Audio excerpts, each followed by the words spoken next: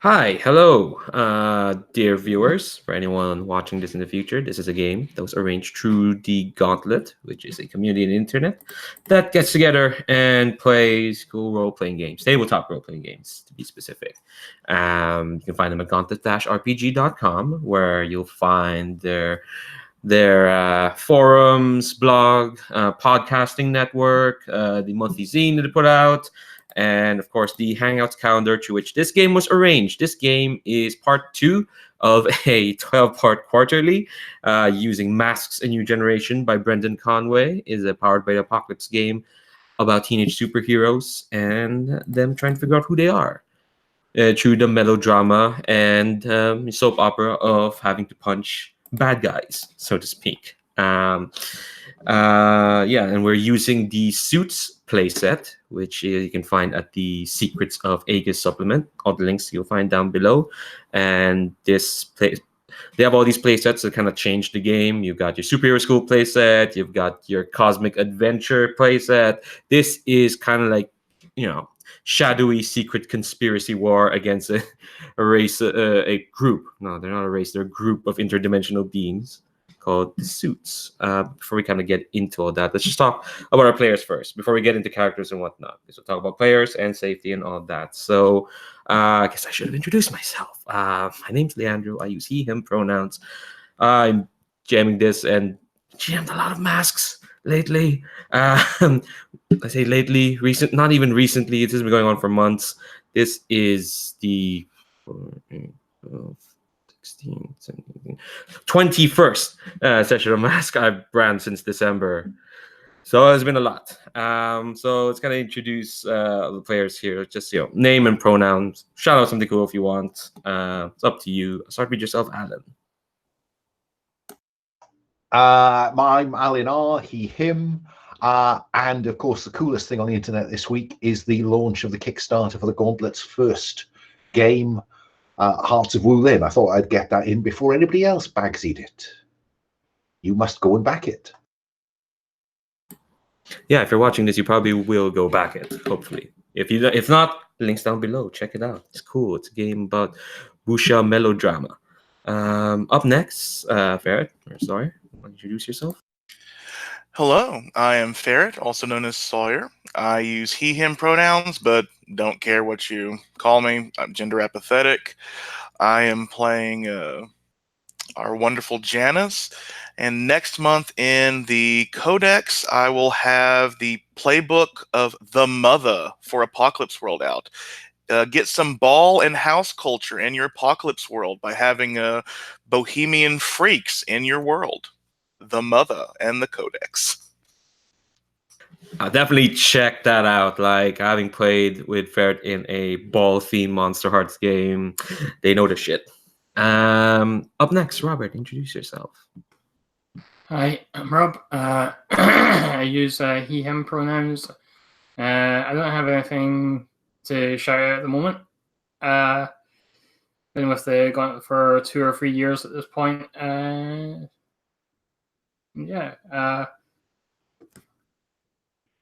I'm terrible at introducing myself. So.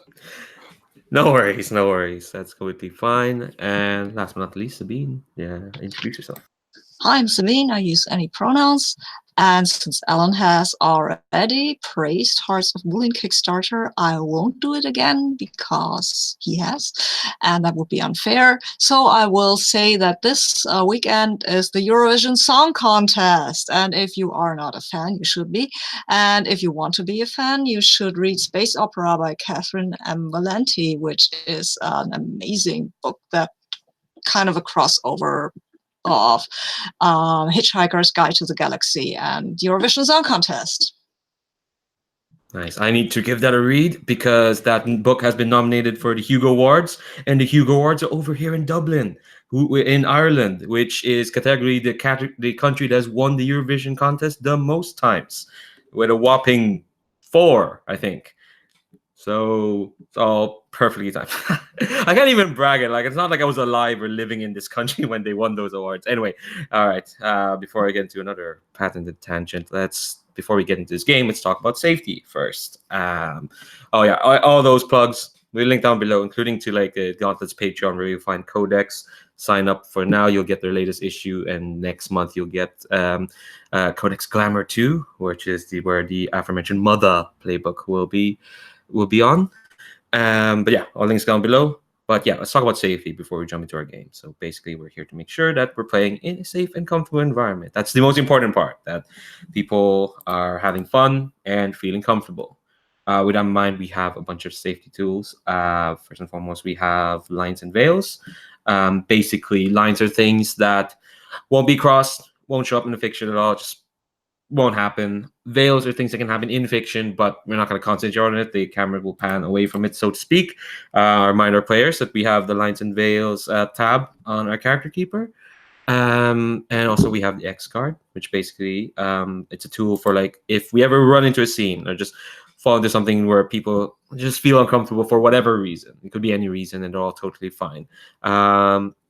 You can say you want to X card this element or the scene, or you want to say you want to use the X card whether on the chat or on the roll for your party link or on screen. I might ask some questions on what's being X carded, but no one gets to question why it's being played. If it's played, we'll roll back and start over. And we have the open door policy here. Basically, this is for everyone here that if for whatever reason y'all need to leave the table, whether there's an emergency or you need a break, or you're just more tired than you thought, or you just really needed some water or some, I don't know, Maltesers. If you really, really just want, that's completely fine. So you can call a break at any time. You can, and we'll pause the action, so to speak, and then we'll start over. Okay, so let's get into the game. We're now in session 2. So we've had a full session of meeting our characters and getting to know like the dynamics of what they had. But I'll let y'all introduce your characters. Let's start with the character keeper, which is the same order that we just went through, which is amazing. That usually doesn't happen. So I'll start with Alan. Tell us about your character kind of pitch and tell me a cool thing they did last week. I'm playing the Soldier playbook, codenamed SULIT, which Aegis has given me. I'm on an exchange from Her Majesty's Pursuivants in London, and it is the abbreviation for stuck up, limey in trouble because of an incident I got into difficulties with. And I'm a bit of a toffee-nosed twat, really, called Jamie Blonde. That's all you really need to know about him. A cool thing he did last week, I think he was quite pleased that the team followed his instructions. He does like to be in charge, because technically I think he's the closest the team has to a genuine Aegis agent. I will remind folks that one of our player characters did save this city from alien invasion. But anyway, before we get to that, Ferret, introduce our Janice, as you tease, and tell me a cool thing they did, because they did a lot of cool things. You might even say they rocked last week. I am playing the Janice Varga Rocks, whose mortal identity is, well, Varga Rocks is a 7-foot-something Amazonian Wonder Woman analog, whereas her secret identity is like a 5'6" barista male called Melcor. And Melcor keeps his identity pretty much under lock and key for most people. But Varga was really front and center last time, and I think my favorite thing was actually helping Serenade of Thorns by releasing all the energy that Varga had locked up inside of her and causing the streets to need badly be rebuilt. God, two of you were a whirlwind of destruction. Oh, those poor robots, the poor restitution mooks. Speaking of the restitution, Robert, tell us about poor Kevin Ryback, who is not a stranger to this comic book that we're telling, apparently. So I'm playing Kevin Ryback, who goes by the call sign of Loki, which is in Elite Speak. He is a boy genius who accidentally created an AI that almost took over the world for humanity's own good. And he's been trying to make up for that since his story began here. He did play some small part in helping free the city from the Tangi alien invasion, but you know, he wasn't the only one there. I seem to remember you got into a sword fight with the commanding general. You fought him. I don't know if you got into a sword fight. He did. Yeah, I remember basically using playing football, playing American style football with the portal thingy. Oh yeah, that did happen. No, wait, no, yeah, you saved Freak. You had your AI. Okay, well, we're getting to like check the wiki. Sorry about that. Last but not the least. Yeah, Sabine, tell us about the weapon. Yeah, well, I'm playing Serenade of Thorns, who is the weapon. Serenade of Thorns was created by some rather mystical people. They called their group, I had a preposterous name and I put it somewhere, the Dreaming Heaven Choir. And they put an implant named the Serenade implant into the Serenade of Thorns' head when they were a little baby. Serenade of Thorns escaped their clutches when they ordered them to murder their mentor. And they have joined Aegis mostly by kind of, yeah, well, there was nothing else for them to do, really. They didn't know their place in the world, and Aegis gave them one. Serenade of Thorns hears music all the time. That's the Serenade implant that's giving them this music. And they can hear electricity running around via this implant, and they can fight pretty well. The coolest thing last time was playing, I think it was Miss, what was the name of the game, please? Not Pokemon, but Miss something Pac-Man. with P. Pac-Man, right? Miss Pac-Man at the arcade machine in Loki's cellar, I guess. That was nice.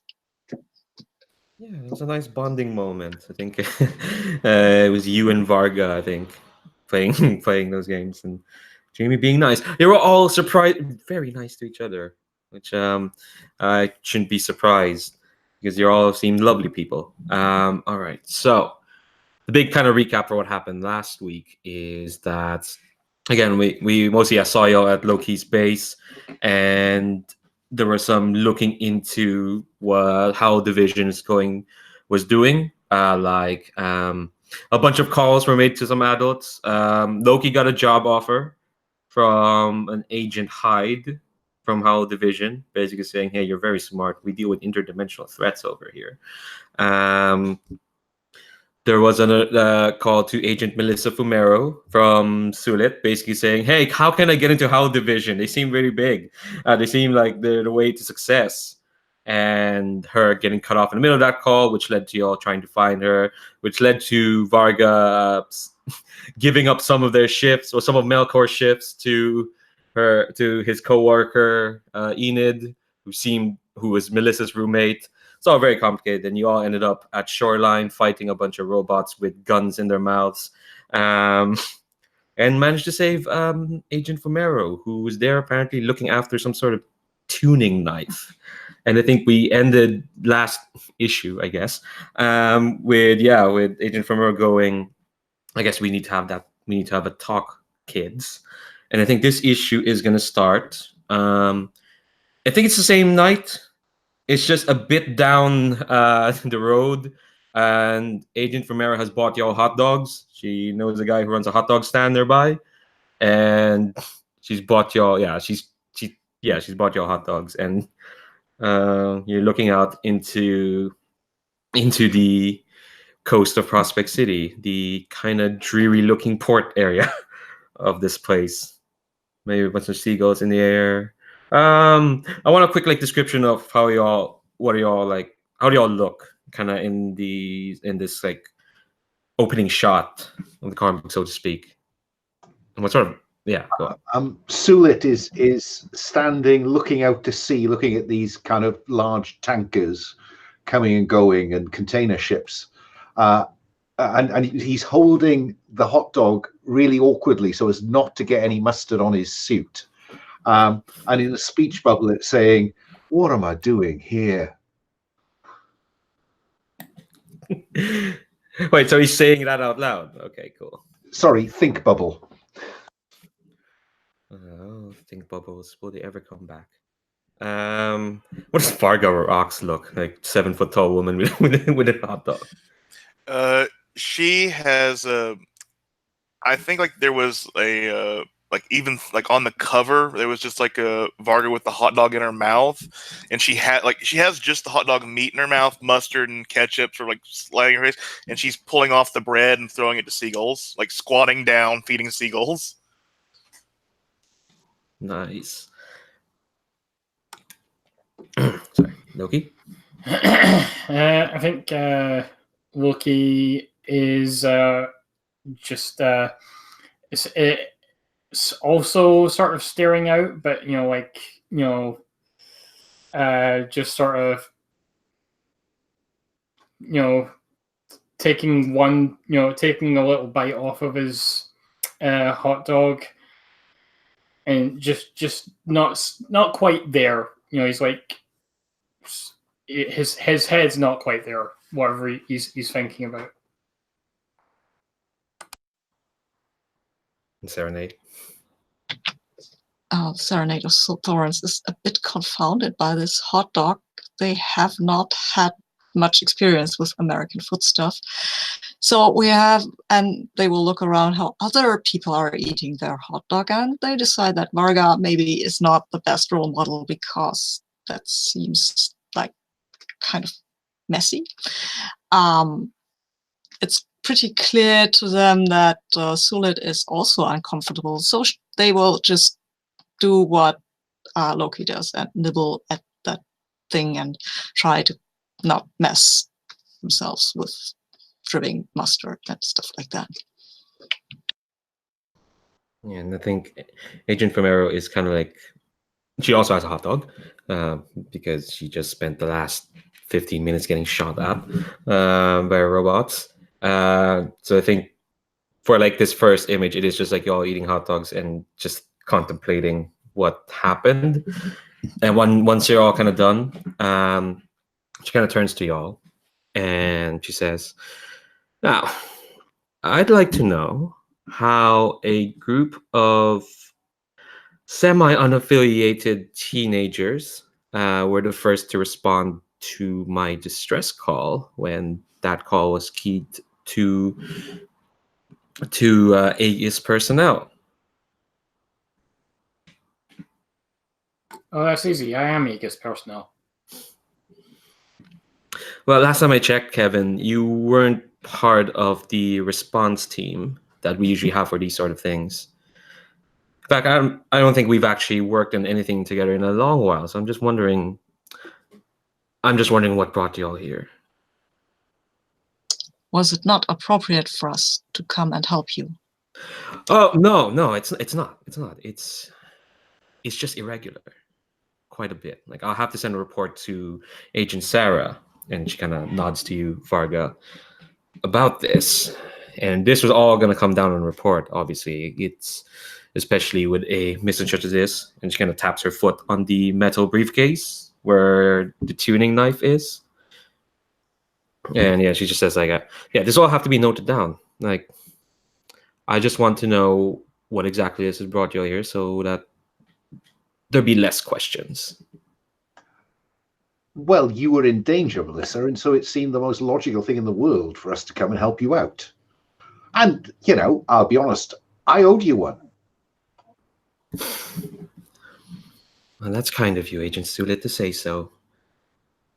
How did you find out where I am? I wasn't sure that I made sure that my location wasn't necessarily known to most people. I'm very smart. That's true. He's exceedingly smart, and Varga stands up to her full height, and like unlike SULIT, I think her outfit is like resistant to the stains and the sauces. It's just like dripping down from where she's just like chewed it and swallowed.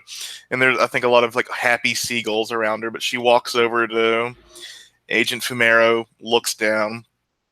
Do you really want to write a report about this? You nearly died. A report would be done either way, even if I'd actually died. Oh, I want to pierce her mask. Go ahead. Go ahead. It's what I'm good at, too, so let's Yeah. hope it goes well. Oh, I got an 8. Hey, there we go. So, yeah, one question. How could I get Fumero to write the best about me, or like report the best about Varga, and I guess by extension the rest of the team? If I think you can do that by answering her questions honestly and not pulling this looking down on her nonsense. Yeah, so I think Varga is still like looking down at her just from the heights. Like, we made some calls. Some smart calls. It's not a smartphone for nothing, especially in the hands of our friend here. With a bit of wrangling, your roommate, let's say. Oh, no, you talked to Enid? You talked to Enid! Not much, but enough to get what we needed. Oh, God, I'm not gonna hear the end of it. Okay, fine, well, all right. Since I think she's thinking more about, oh, great, we're gonna have a big talk at home now. It's like, okay. Well, if you're willing to go that, since y'all were willing to go that far and having to talk to her of all people. Okay, Melissa, we've told you our side of this. What in God's name were those things?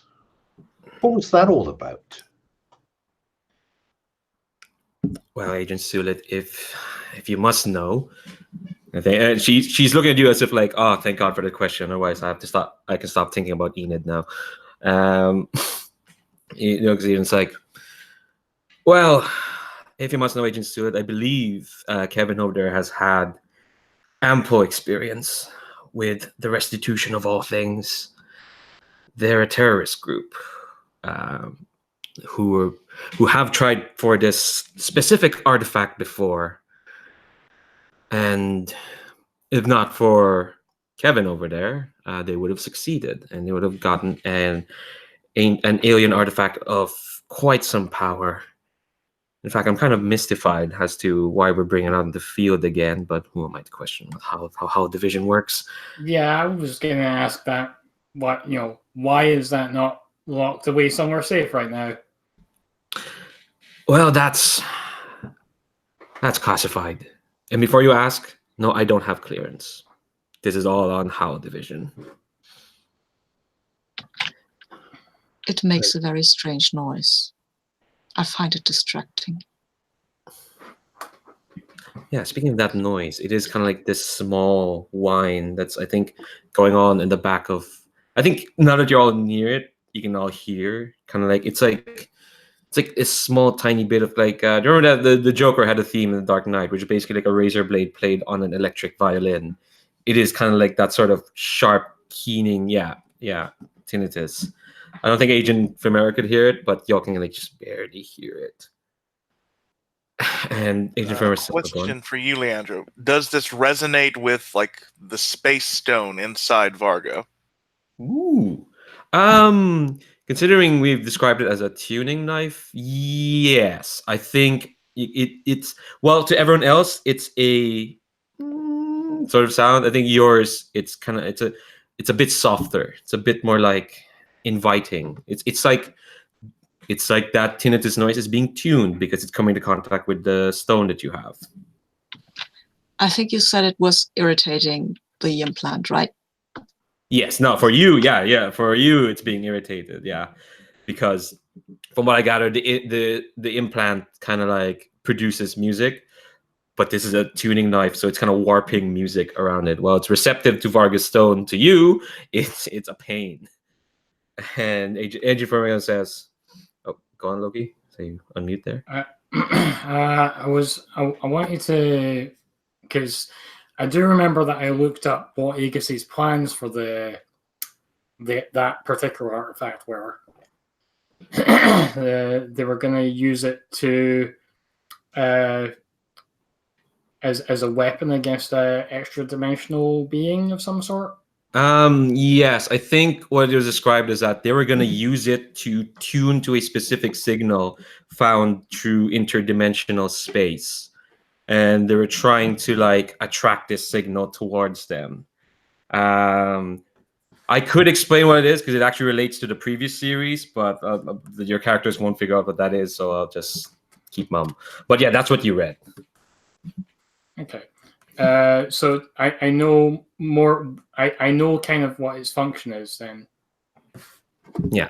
I think I'm going to infer quite a bit from the name tuning knife. And Agent from our side and says, "Yes, this is very regular, but it's not unexpected how Division works their own ways. And judging by their track record, they've been doing quite well in keeping down threats from interdimensional space." And I think you can kind of detect, like, it's like she's said this before, or she's kind of come across this wall before when she says, "So it's not ours to question how they do what they do." I'm sorry, Melissa, but this is bollocks. So Howl Division are really important. They give you a really important artifact just to babysit without telling you. Who knew you were going to be here? Well, there is my counterpart in Howl Division, Agent Sunday, and I presume. Did they tell you to come here? No, my express commands was to keep this tuning knife safe in a secure location known only to myself. Apparently, they've heard rumblings that the restitution is after it again. So this location's known only to you and Enid. You should look up Enid in the files. There's few. But hang on, Melissa. This is just not making any sense to me. Yeah. Look, you're telling me that you take it to a secure location nobody else knows about, not even the person who told you to make it secure, and then out of nowhere, these bad guys appear. Does not that strike you as a bit suspicious, Melissa? Feels like this is a role of some sort. You're kind of getting up in her. I'm seeking to invoke my authority over civilians, Prospect City personnel, or Aegis staff. Oh, okay, all right. Roll your is that soldier, so I roll right? plus soldier, yeah. So Yeah. 2d plus 2. Oh well, that gets me to 4. So how quickly does she push me into the harbor? Okay. She kind of takes your tirade and just says like, okay, yeah. So you kind of finish up your tirade. What was the last thing you said again? Does this not strike you as suspicious? And I've just checked. It does say on a miss, your attempts to control the situation create an opportunity for your enemies within Aegis to act against you. Oh, lovely. Which is all of Aegis. Which is all of Aegis. Yes, you've not been making friends with them clearly. And she looks at you and she just says, "Are you done, Agent SULIT?" Yes. Well, I'll be sure to take a recommendation from Her Majesty's pursuivants on board. But as far as you and everyone else here are concerned, while I'm quite grateful that you've saved my life, this is an Aegis operating mission that is still standing at the moment, and I've given you as much as my liberty would allow me, but know that none of you here are in any way affiliated with what I'm doing right now.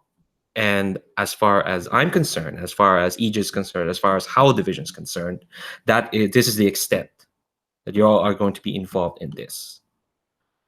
Understand? I think. Is our understanding required? I was gonna say she's trying to shift all of y'all's labels. Hold on, what is she shifting? She is shifting all y'all's danger down and your superior up. She's basically telling y'all to be smart. Just what the hell are you getting into? So they're all one by one. I'm gonna end with you, Agent Sulit, because you just rolled. Varga, are you accepting or rejecting it? Since I have influence on her, I will reject it and have a little bit of help to this roll. Nice. Oh yeah, you defended her.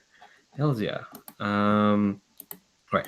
I'll know. I want to know like what how you're accepting or rejecting first before you roll. Oh shit. I got snake eyes. It does not help that I have influence. Wow. What the fuck? Okay. All right. Before we get to that, actually no. On a miss, mark potential. Mark a condition as well, and I'll adjust your labels. Danger down, superior up. Loki, how are you feeling? Accepting this or rejecting?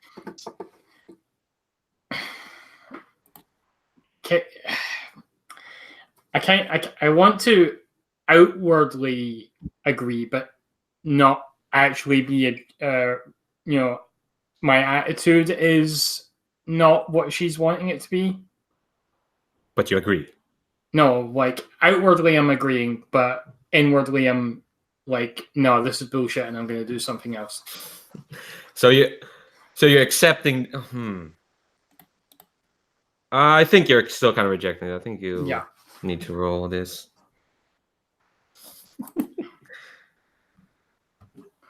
It's just a straight roll for rejection, isn't it? Yeah.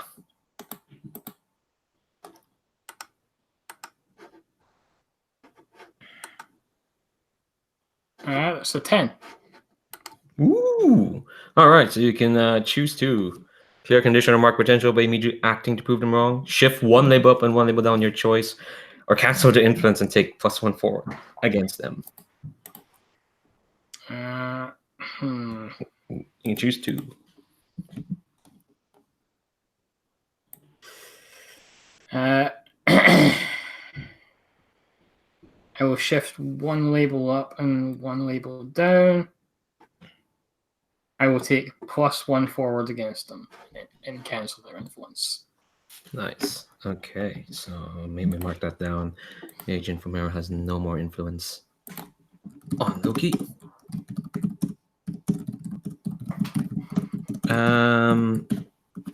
Okay, and Serenade? I think being told that this is none of my business. I've heard this very often, and I think I will try to keep my own counsel on this. So I will roll. Good luck.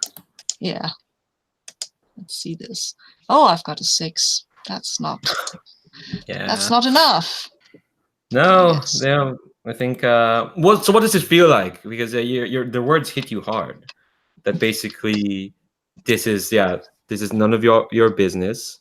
How division works is how division works, and feck off. Yeah, I think this is like this is making me, I don't know, disconnected kind of from Aegis, because I was just now feeling like part of the team, and things were like where I actually was a person, and this is like I am a weapon again.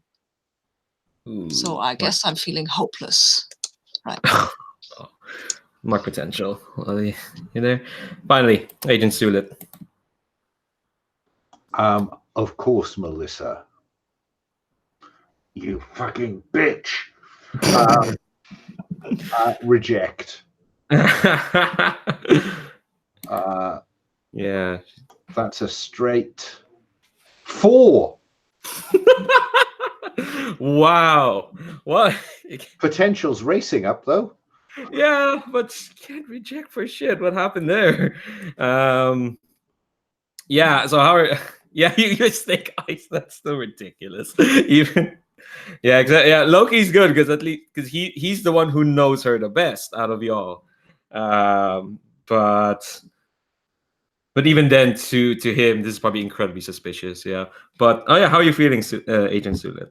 I'm going to mark hopeless because this is just turning into a pile of shit. The next 3 months on this assignment is going to be like shoveling shit behind a cart horse. This is just crap, fucky, crap. As Yeah, Nami I think. said. Yeah, I think unless anyone else has any parting shots to Agent Vermeer, she's gonna call y'all an Uber XL to take y'all home. We've got my motor. Oh yeah, that's It true. came in my motor. I chose guilty because Varga realized what time it was and realized Melcor has not made lunch for his siblings for the next morning or his grandmother's breakfast. So Varga is actually going to just peace out, do her impossible reflexes up a building, jump away, because she's not going to be dropped off by Sulit. Sulit can't know who she be. So what Loki is doing is he'll let her give him a ride, but what I'm gonna try and plant a tracking device on either her or the case. Probably I could probably get away with her easier than I can get with the case. Okay. Is this just a power you have, or is this unleash your powers, or you want to use a gadget? I'm gonna use a gadget. Fab. Well, look at that. You just did you bump up your superior? I bumped down my superior and I bumped my freak up because I was being a rebel. Fair enough. But you have to roll superior on this, so. Yeah, that's fine. 5, 6, 7, 8, 9, 10. Wow, Jesus, Loki's getting all them rolls done. What does this device look like? I think it's just like a sort of nanofiber sort of thing. I just thanks for the lift, Agent Famero. Pat. And yeah, she's probably not gonna notice that because she's tired and stressed. Because you got a 10. That's why she's not gonna notice that, honestly. And yeah, she just I think telling you off did kind of take a bit out of her, so she's just gonna nod and says that she hopes to see you soon, low key. And I guess Serenade, you're getting a lift off of Jamie. Yes, I will attempt to talk to Jamie on our way back because I really feel strange about this and not quite as comfortable as I used to. Yeah, you and me both. Leandro, on that miss, you should have shifted my labels as well, shouldn't you? As well as me marking a condition. Yeah. What was it? It was danger down and superior up. Fine. I'll do that now. Thank you. Yeah. Well, we are going to drive unsafely through the city. I do not mind. So what did you make of that, Serenade, Cherry? I was told when I was picked up by Aegis that they were not like a cult. I understand hierarchies, but in the words you used, I felt that this was bullshit. You and me both, Cherry. So what are we going to do about it? What can we do about it? We are artists. We are inferior to her. Yeah, but we need to do something to just let off a bit of steam. Oh, I do not actually let off steam, Well, it's time you learn. Jamie. Nearest dance party. What? Nearest dance party. Am I supposed to dance now? Yeah. You like music. Let's Yes. hit a club. And the car must be connected to the web. So I verbally asked the car where I can find a decent all-night party.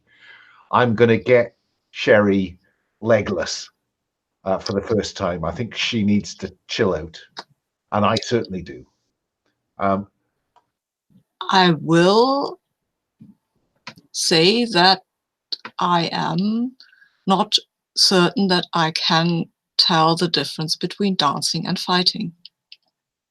This might go wrong. You'll be fine. How could this go wrong? In several terrible ways. Oh, come on, Sherry. Don't bottle on me now. I do not know what you mean, but I won't. I knew I could rely on you. Oh, I think the night away. I'd like to suggest that is throwing myself into what's the phrase? Easy relief. Easy relief. Okay. I feel like there should be a roll just to see how you do it. It's like what's that Dungeon World move? Carousing. Could directly engage a threat. God. Powerful blow from alcohol. Wait, hold on. Are you of age? You're not in this country. Remember that you're in America. Oh, come on. Look at the picture. I look 30. I do not.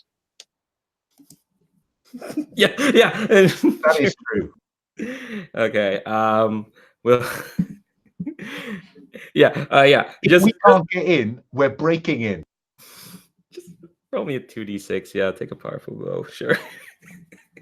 I just want some consequence for this, for the two of you. Okay, so this is 2d6 plus conditions. Oh, I've just remembered I don't have Freak's Advantage with this, do I? Oh dear me. Never mind. No, you don't have it anymore. Oh dear. Never mind. Okay. That is 8.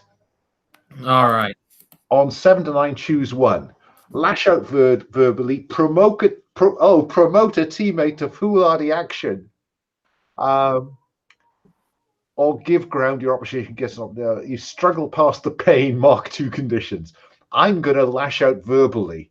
I'm going to lash out verbally at Agent Femero, but it could be that Sherry thinks I'm lashing out at her. And I end up provoking her to some foolhardy action. Oh, and yes. That's unreasonable. Yes, I will, of course. Oh, you're just going to do it? Because usually provoke, I just found this out from Ferret's game last week, that you do actually have to roll provoke when you provoke someone. Oh, shame. Okay. Provoke. Yes, please, don't provoke me. Well, Sherry is susceptible because I'm her handler, aren't I? Yes, I'm totally susceptible. So and I've got plus superior, which you just increased to 3.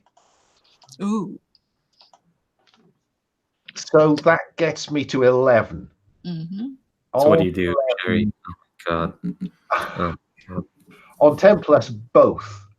If they do it, add a team to the pool. Bonding. And if they don't do it, they mark a condition. Oh my God! What are you actually provoking? The cells. What are you provoking them to do? Foolhardy action. I think that's down to Sherry. What's Sherry's foolhardy action? Oh my God! Dancing, of course, because it actually is keyed into her fighting ability. So the fight could not go very well for the other people on the dance floor. Yeah, that's like you have a loaded gun and you're playing around with it. That's not a good idea in no country at all. So she is just they are just going to dance and throw people around, and this could get a bit messy, I guess. I think Varga, when you get home, you get a text from Mista, from your friend, and it's just a video of where they're at, and it's like, you're like, hey darling, decided to check out this night. They call it Straight Tunes. I think they're being ironic. Recognize these folks? It's a video of Serenade. And I think like if it's anything like a mosh pit, like someone will like bump up against Serenade like just a bit too much, and I think it'll be like almost like a keto or judo, like throw them to the floor, use their own momentum on them, keep dancing. And Varga's just like, oh, send frowny face emoji, send. I'll talk to them. Keep taking video. This will be awesome. Send. And I think like Varga's like, but we see Varga walking through like this alley, and then clenching her fist, closing her eyes, and sort of melting down into Melcor, who's walking up to his apartment now. Do you live with your family, or just I live with my mother, my father, my two sisters, one older, one younger, my older brother, and my grandmother. Yeah, that sounds like a Filipino family. All right. Sounds like, sorry, just looking down my family. Okay, so yeah, I think I'm kind of just more interested in skipping to the next day. I'm more like I figure I'm just like making this stuff and going to bed real late. Yeah. I was just curious, like, is your family used to this sort of thing from you? I think like my younger sister will be up getting like a midnight snack. I'll put her to bed, and but like they're used to me coming home late because I close at Starbucks a lot. Nice. And yeah, and I guess since we all got a shot of like their late night antics, what's Loki doing in this late night? Actually, okay, yeah, we'll do that, and then I want to end with Serenade's unleashing powers roll. For fuck's sake! Okay, all right, Loki, go on. What are you doing in this night? So I think Loki's just Loki's a multitasker, so he's got like one of his windows is tracking the beacon that you put on Agent Femero, and just taking a record of where she's been through the day, so that he can basically trace her steps with the later. Yeah, I think. Oh, go on. And I think in the background, he's also working on his major problem, which is trying to find a way to get Eris to see reason.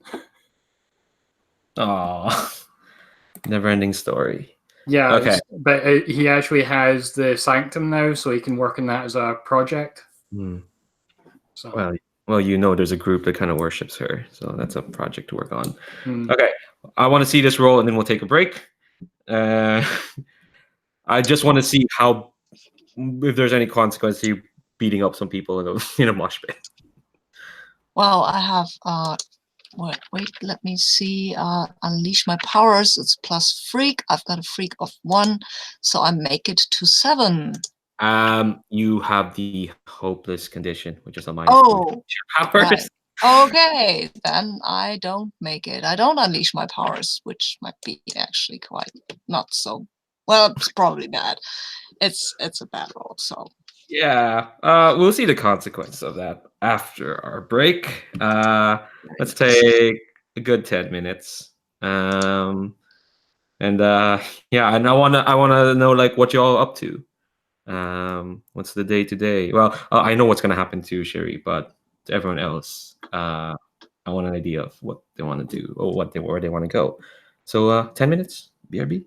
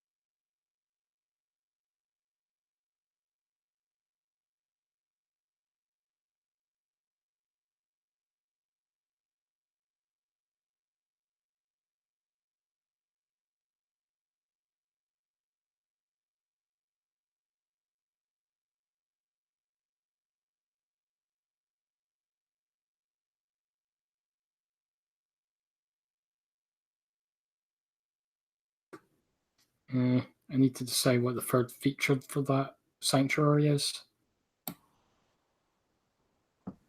No, what again? I need to decide the third feature for that sanctuary.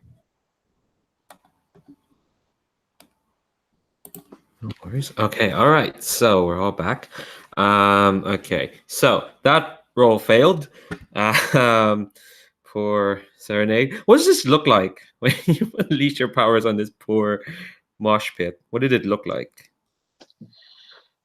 Well, there are two ways. I think there's just one way really this could go, that Serenade just kind of lost it and really started to attack people, and then there was a panic, and they were forced to run away before they caused more damage. But there will be blood on the ground, and the interior will be seriously damaged. Ugh. Jamie, what do you see of all this? What are you doing when this happens? I think I probably have to try and restrain her. Or defend someone or something. Can I defend the people around her? I think yeah, just do that roll real quick, and then That's tell +1. you consequent. I'll tell you the Jesus consequences. God, that's 4. Oh my God. Okay. All So right. I try and fail miserably. Yeah. No. So what's gonna happen is, mark potential. What is happening today, you poor people? uh, so what's gonna happen is, before you can even do anything, it's like just kind of around you, two Aegis agents suddenly just kind of appear as if stride around you, and one of them, I think this is woman with like black hair and like cold sunglasses on, just turns to you and says, "We've got this under control." And they kind of wade into the crowd, and they basically they do what you're meant to be doing before you could. And I think what you see is they do manage to trank Serenade and take her away. How are you feeling there, champ? I'm feeling now guilty. So I've cleared hopeless for that easy relief, but I now feel guilty that in order to just blow off my own steam, I've ended up putting Sherry in shit. So I feel guilty. Yeah. All right. So I think it will end that panel with you looking shit, and then there's an ad for, like, I don't know, Starbursts candy or Bionicle when you turn the page, and then turn the page, it's the next day. Starbucks or Susan G. Komen or whatever the hell advertising you find in comic books. Look, I buy non-ad comic books these days. I don't know. All right, so the next day, I want to know what everyone else is doing, and we'll get to Serenade last. Kind of like, what do we see of you? What are you all doing? I'll start with Varga, or with Melcor. Okay, I do have a question, because it may be slightly mechanical. Is Enid making Melcor take her shifts? I think you get a text from Enid saying, "Yo, shift today." Yeah. And he's like, I didn't agree to this. And you get a text saying, "Well, you better talk to Varga then." So she's seen through my disguise. Yeah. I marked potential, and there will be no ramifications for this. All right, well, at least you get something. Yeah, and I think he groans. I was like, okay, guess I'm eating breakfast at Starbucks today.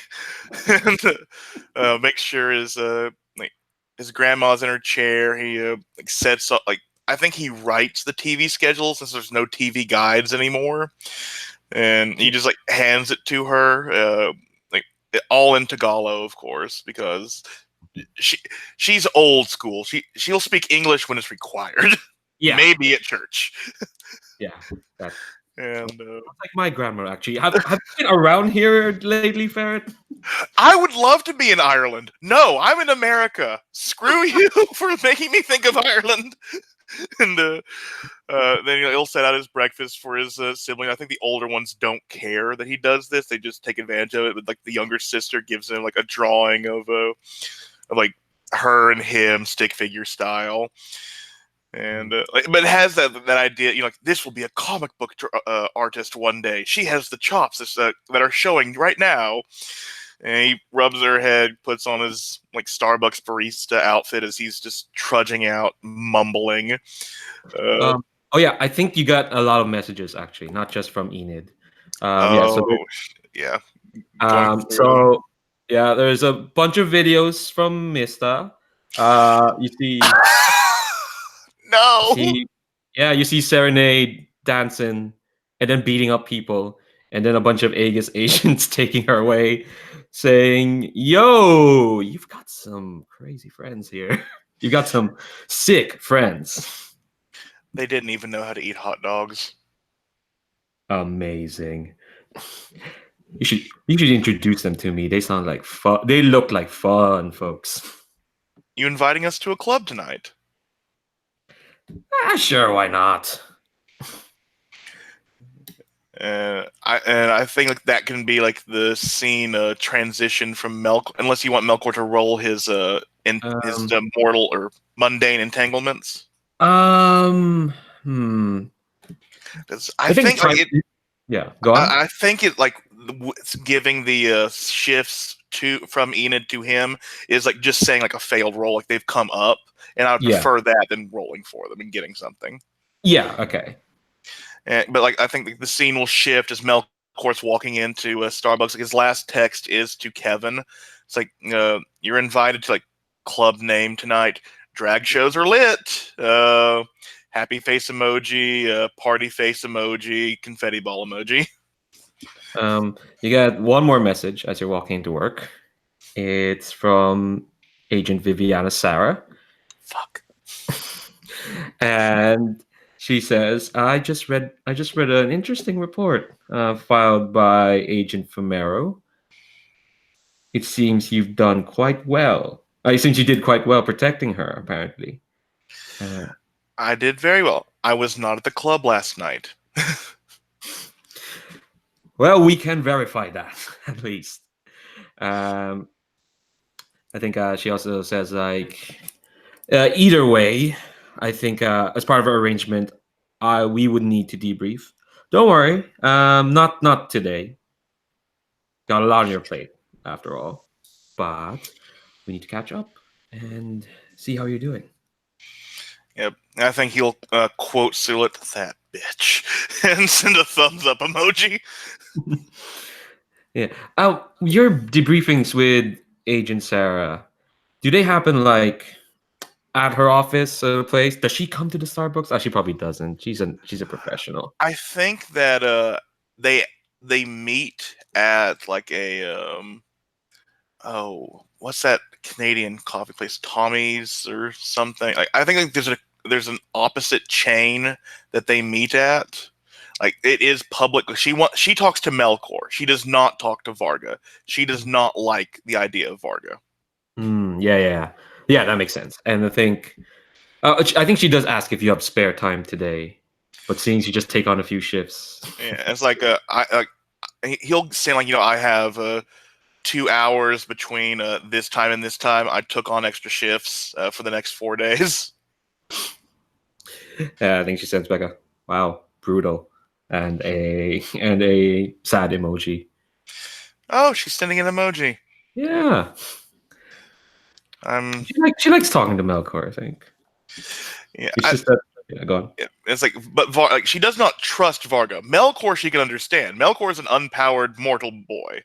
Yeah, exactly. Varga and you're talking is a about space princess that she does not understand. Yeah, exactly. And you were talking about ships and like, oh, that's so pleasantly mundane.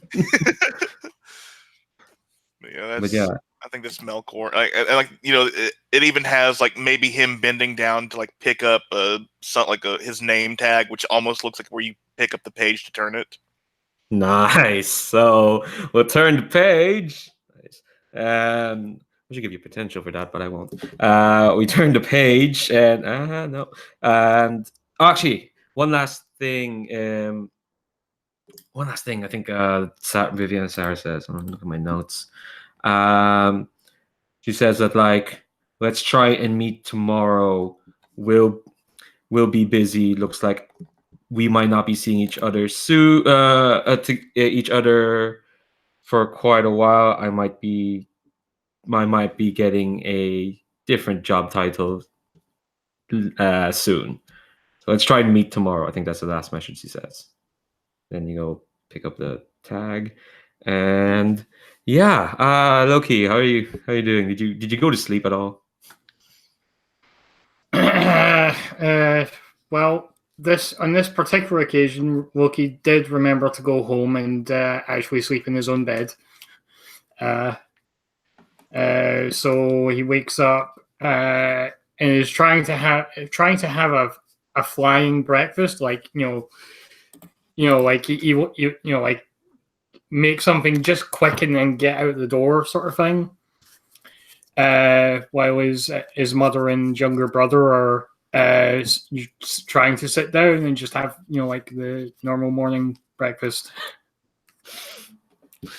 Nice. So this is like kind of like the first time we've seen your mother specifically, the one who kind of like brought you into convinced you to do other things. Does she knows? I mean, she knows what you do, obviously. Yeah, she knows I work with Aegis. Yeah. Like, so. What does she do for a living, actually? Let's say she's a lawyer. I think she's also having a flying breakfast. Mm-hmm.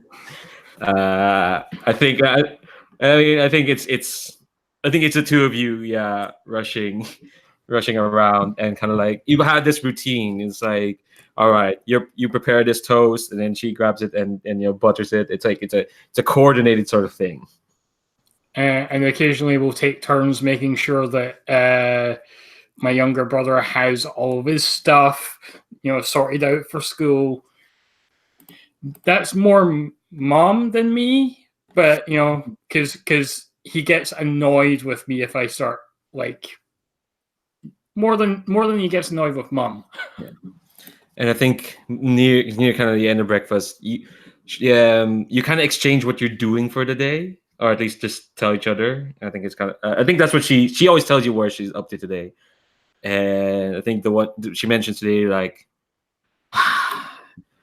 meant to be working on an important case for this weekend, but no, our law firm had to go. Oh, let's make connections with Prospect University. You should do some lectures, some politics students there. Oh, that's a great way to like make links with the local community. So that's my deal for today. And I think she's expecting you all to tell tell her what your deal for the day is. Well,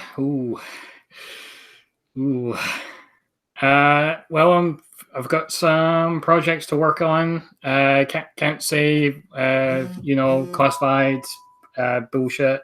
It's all classified, right? Yeah. Are you still fine working there, Kevin? Because law enforcement, I mean, I wouldn't have been against you working for it, but not this soon. Not so soon. Yeah, it's fine. It's fine. And she's my mother, so she can probably tell that's me putting on, there's something that's not fine.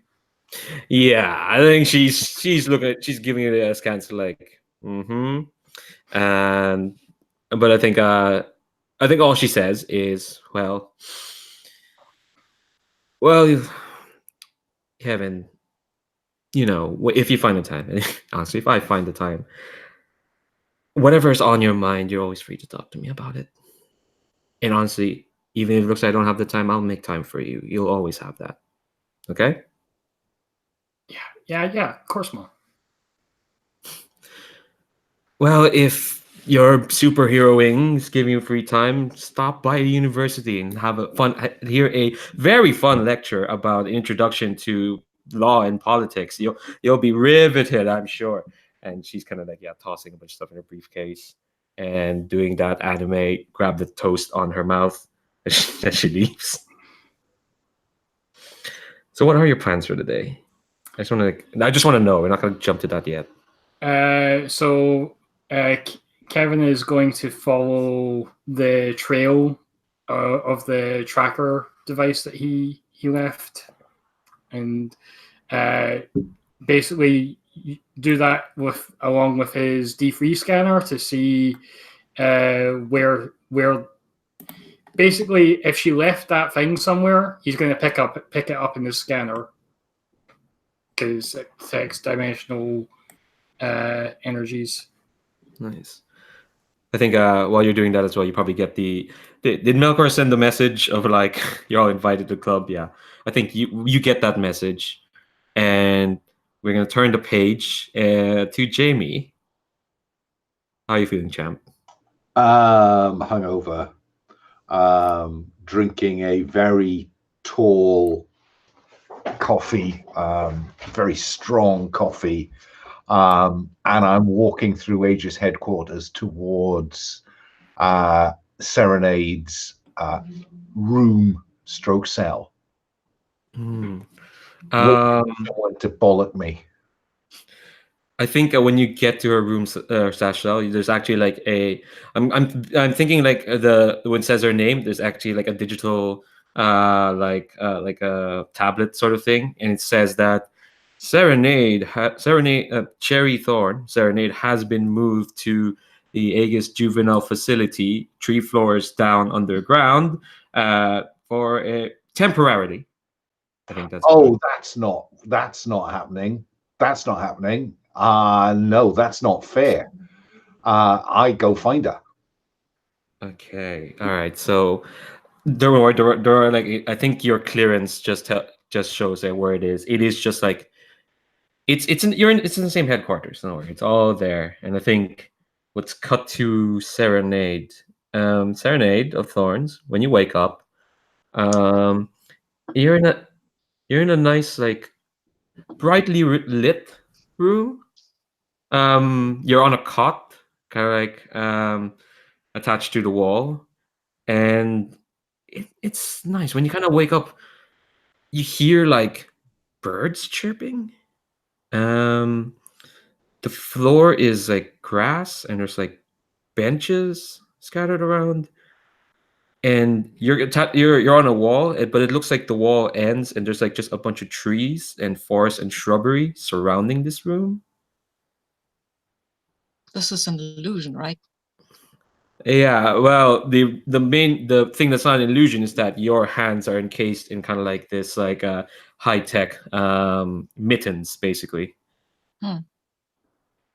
Did you say out loud that this is an illusion?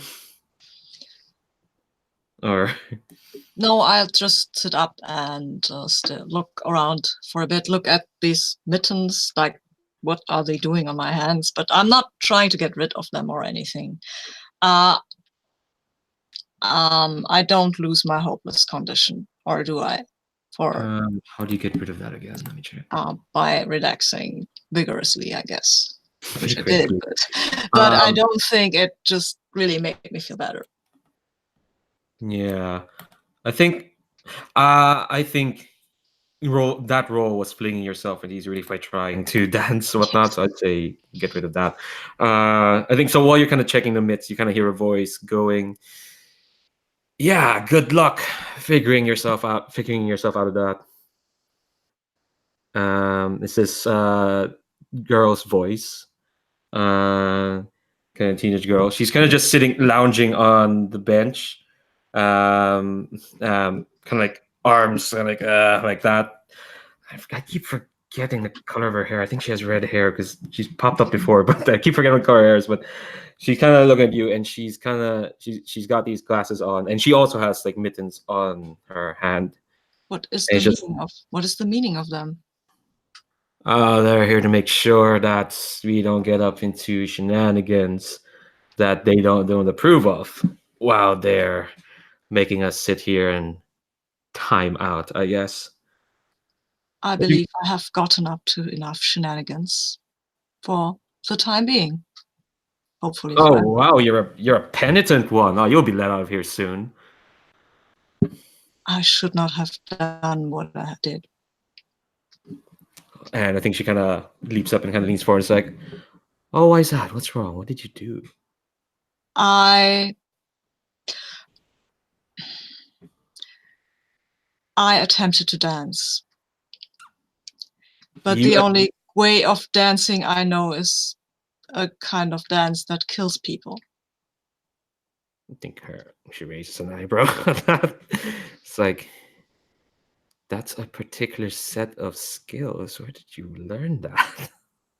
I learned it with the sect of the oh wait, I have to look this up. Sorry. I keep making up these names and then I forget them.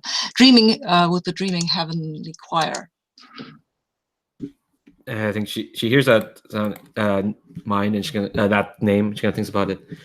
Dreaming Heavenly Choir, younglings, Shiguro. Oh, you're the Serenade, aren't you? I am a Serenade of Thorns. Aegis has a Serenade of Thorns.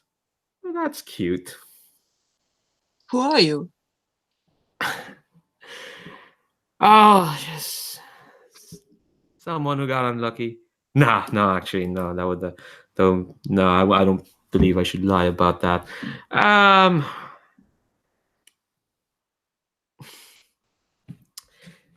I mean, I'm someone who doesn't want to be here, but I don't have a choice. I used to work. Well, I used to it now. I still kind of do work with this group. You might have heard of them. The Restitution. I like to believe we're kind of famous outside these walls. I have actually fought the Restitution yesterday. They were not particularly powerful.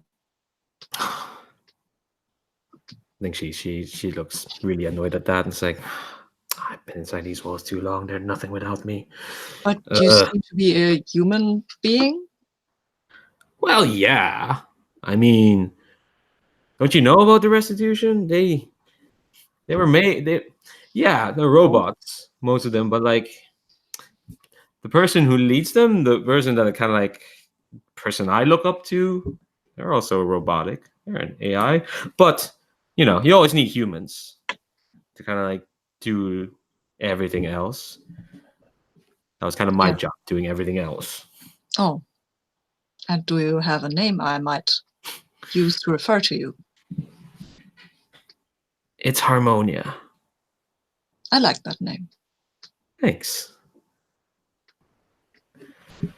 Anyway, I've been here for a few days. I mean, you try a little like chemistry experiment in your cell, and while you're working, and apparently they're like, "Oh no, you're a danger. You should stay here and think about your sins, young lady."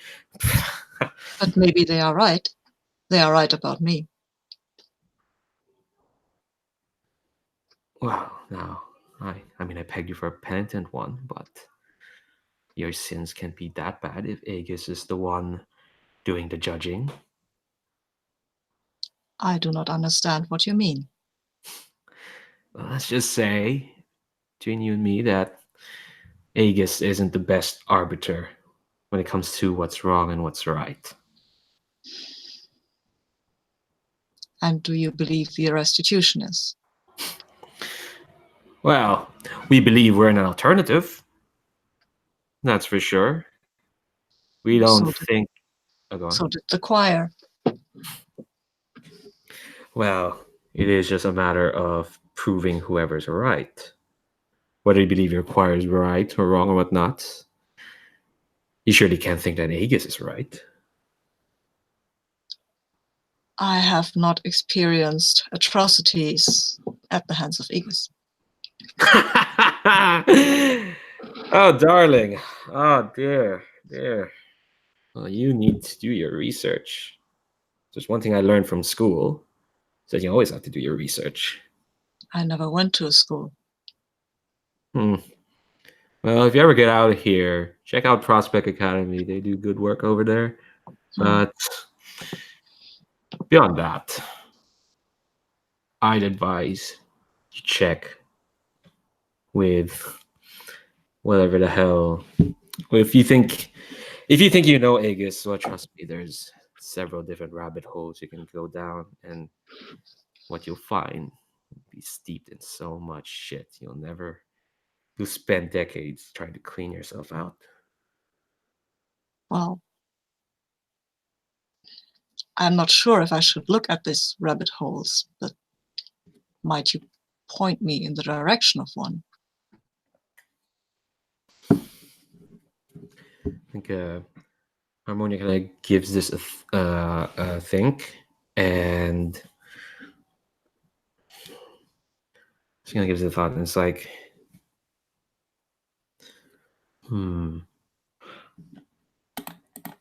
If you want to try pierce the mask or something as well, I'm thinking about that. Oh yes, I will try to pierce the mask. You're actually talking to kind of a super villain here, so yeah, I think I have. or maybe you don't trust the dice. I don't know.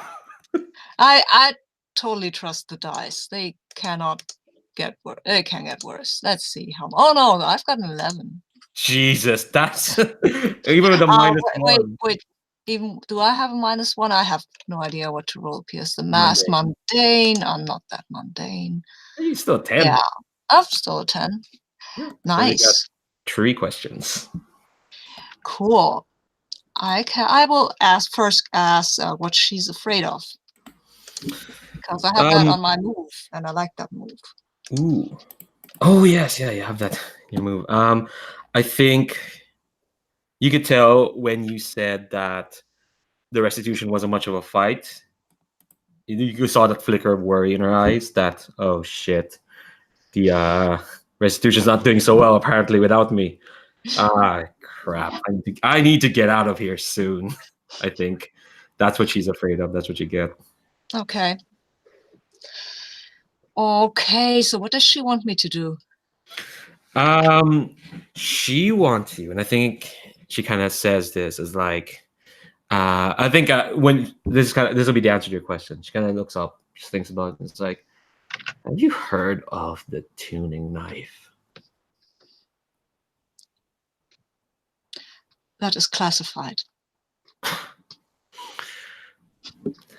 think she kind of looks at you, like, well, we had our eyes on it, and if you fought my boys just the day before, I'm assuming they still have their eyes on it, because probably should have told them to move on, but I'm here, whatever.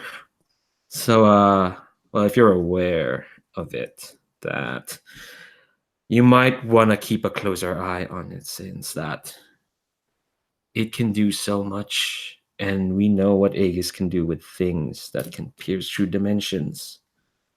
Like, you think they're just going to keep it under lock and key? Like, a thing like that? No, they're going to use it. Like, a thing like that should be kept under lock and key, but we want to use it. And presuming if it's out in the open and can be attacked by my boys, it's Aegis is wanting to use it as well. So you might want to keep your eyes on that. And that's what she wants you to do. Yeah, okay. Sounds fair.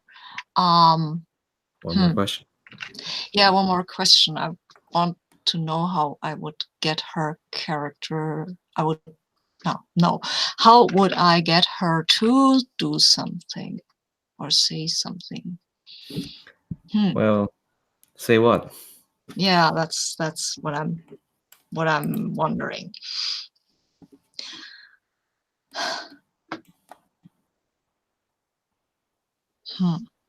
I've got nothing. So Okay. I'll just let it go for now, because, well, I mean, what she's really planning, she already told me. Oh, yeah, right. But I don't know anything about Eris. But it's a good question anyway, so... Yeah. How could I gain influence over you? That seems solid. Okay. I think how do you phrase that question? Not how do I get influence over you, but like.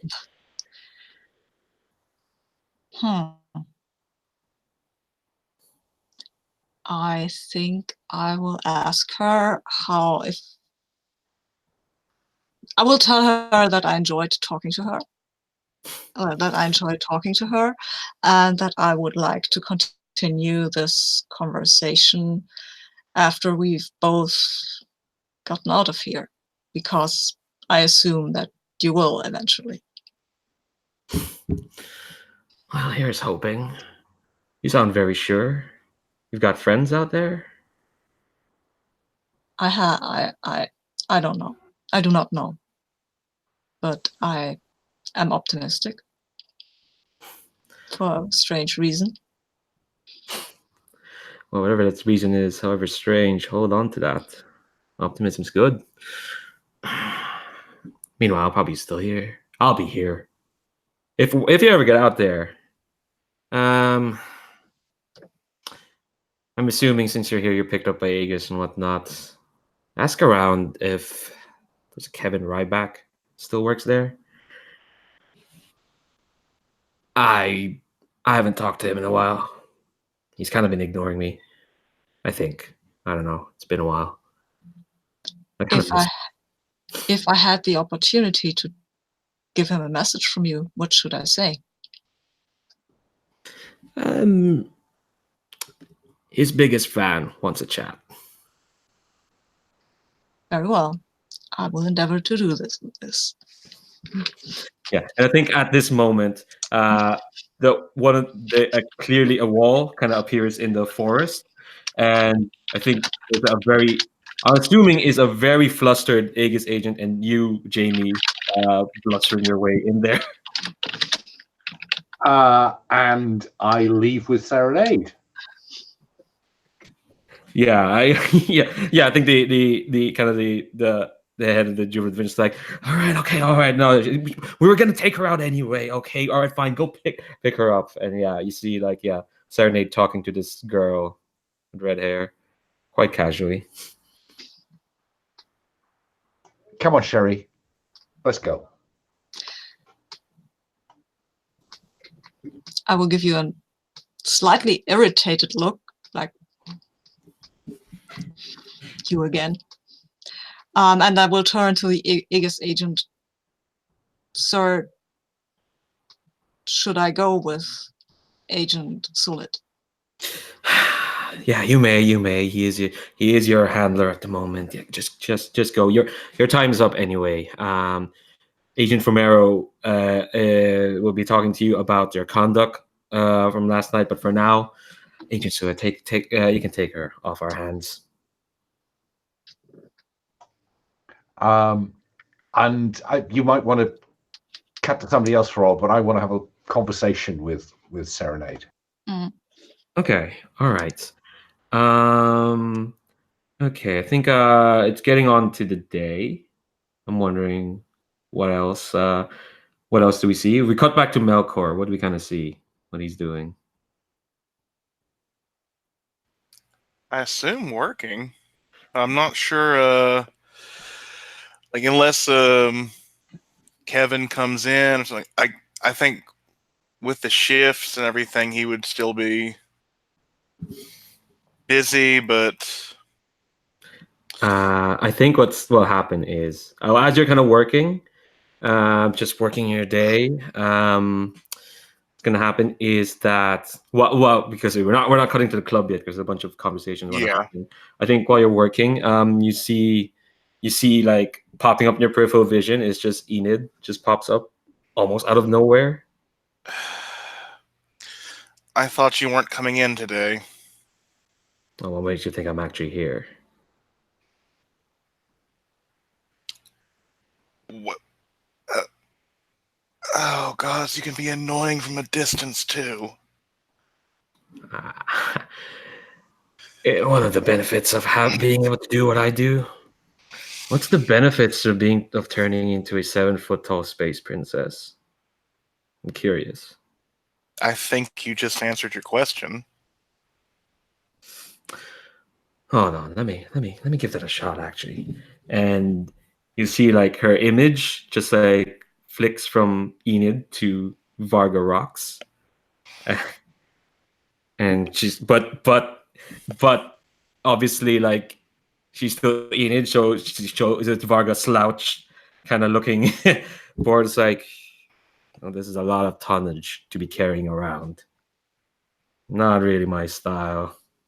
Yeah, I know. You're more flat and washboard, while I'm more voluptuous. Well, if we're gonna be vain about it, she pops back. Oh, To, we will. I'm beautiful. Yeah, but I can be whatever I want to be. In And someone's mind. what's the difference, you think? Well, Like, for one, at least when I go home, I know the people I'm going to see want to see me. How is it with Agent Fumero? oh, and Mel? Oh, we have an understanding. And Mel, don't need to get in her way. She puts up her stupid, sparkly stars all around. I don't bug her about being a secret agent to a large conglomerate law enforcement agency. We have an understanding. Yeah, I see. She didn't speak fondly of you. Well, I thought you'd find many people, honestly, who'd want to speak fondly of me, but ask if I care. Do you care? Not in the slightest, no. Why do you do it? What do you get out of this? Of what? This? No, your attitude. I mean, no one here at the job has really said much nice about you. I've not met many people who have. It doesn't sound very fun or nice. Wow. Melcor, Varga, whatever you want to be. What are you right now, actually? Melcor? Yeah, that's what you are. Well, let me tell you this, Melcor. When you have the minds of 400 million people in this city all wanting to get in, and you have to spend every waking moment trying to keep them all at bay, sometimes a cheery attitude doesn't really come with it, you know? Not saying that you need to be cheery. I'm just maybe don't lash out at everyone. Maybe someone could help you with that. Maybe I could help you with that. Maybe Varga could. Okay, all right, champ, all right, superhero. Want to give it a shot here? Do you want like a sliver of feeling how I feel? Do you want to take that shot, champ? Will it make you feel better? Maybe for like a second. Then I'll do it. Okay, I think she's gonna reach up to you, and actually, while she's talking to you about this, it looks like time has frozen around you. Mm-hmm. But of course, this is all happening in your head. I'm immediately imagining her as Aubrey Plaza from Scott Pilgrim.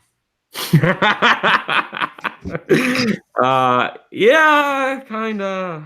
I did put the picture Agatha used for her in the NPCs. She's South Korean. Yeah. But yeah, I think she kind of comes to you and she kind of points a finger at your forehead, and you're gonna take a powerful blow for me. Okay, let me roll with that. +1. Come on again, Snake Eyes. I need you. That's a 7. No, Okay. that's a 9. That's a 9. That's enough. All right, so yeah, choose one. And because this is a telepathic like thing, you can provoke a teammate to forward the action from a distance because no, I'm giving Enid an opportunity. Ooh, I think what you hear and what you feel is how she feels, which is 1,000, 1,000 minds just thinking and thinking and thinking. Some people stopping thinking because they're going to sleep. Some people stopping thinking because they just stop. But it just goes and goes and goes. And I think while all this flood is kind of going through you, you can feel her rooting in your mind, just like a tiny bit, but you feel it. And go on. Ooh. I think if it's fun for you or like this, she finds that my parents, at least my father and mother, would not accept Varga Rocks being their son. Yeah, I think she grabs that, and then again, all those minds cram into yours for just a second, and then she puts her finger away from your forehead, and she says, "Okay, champ, how are you feeling?" I'm sorry. I should not have inferred what I thought about for you. I If that is just a moment of what you feel, you I understand a little bit. Thank you for letting me understand you better. Is this a comfort and support? I think it might be. I was corrected by someone on YouTube because I thought you can't do that to NPCs, and they're like, "No, you totally can." And I checked the core book, and yeah, you totally Yeah. can. Oh, that is a 9. Okay. So on Ana, I think what happens is you say that, and she kind of just bristles because, goddamn, it's another hero being sympathetic to her. And then she's just like, "I'm taking back some of my shifts. You seem like you have a lot on your plate at the moment." You don't have to. I mean, Varga agreed. I'll do it. I think Melcor, you need to figure out how much of you is Melcor and how much of you is Varga. There is no difference. We are together. I am Varga. Varga is me. She is me. I am her. Well, if you're sure about that, I'm still taking back those shifts. You need to be out there. You need to be a teenager. You need to. I don't know what the teenagers do these days. I'm going to a drag club tonight. Would you? Oh, it'd probably be a bit too noisy with all the thoughts and the music. But if you want to show up, I'll get you in. Well, I guess it's a thought that counts. I'll think about it. Yeah, I think I think he has like watery eyes for the rest of his shift, but he has a smile. And Cool. oh, just for the did I make a sacrifice to absolve my guilt? Ooh. I think you agreed to. I think you agreed to take on this pain. And I think she made it quite clear that it's very painful. Okay. Yeah, so I'll count that. Definitely count that. Okay. I want to see first. I want to see what Kevin's doing, and then we'll get to the conversation. Let's do well. Actually, not. Let's take a 5 minute break because I need to turn on the lights here, and we're nearing to the top of the second hour. So yeah, 5 minutes. Oh, here we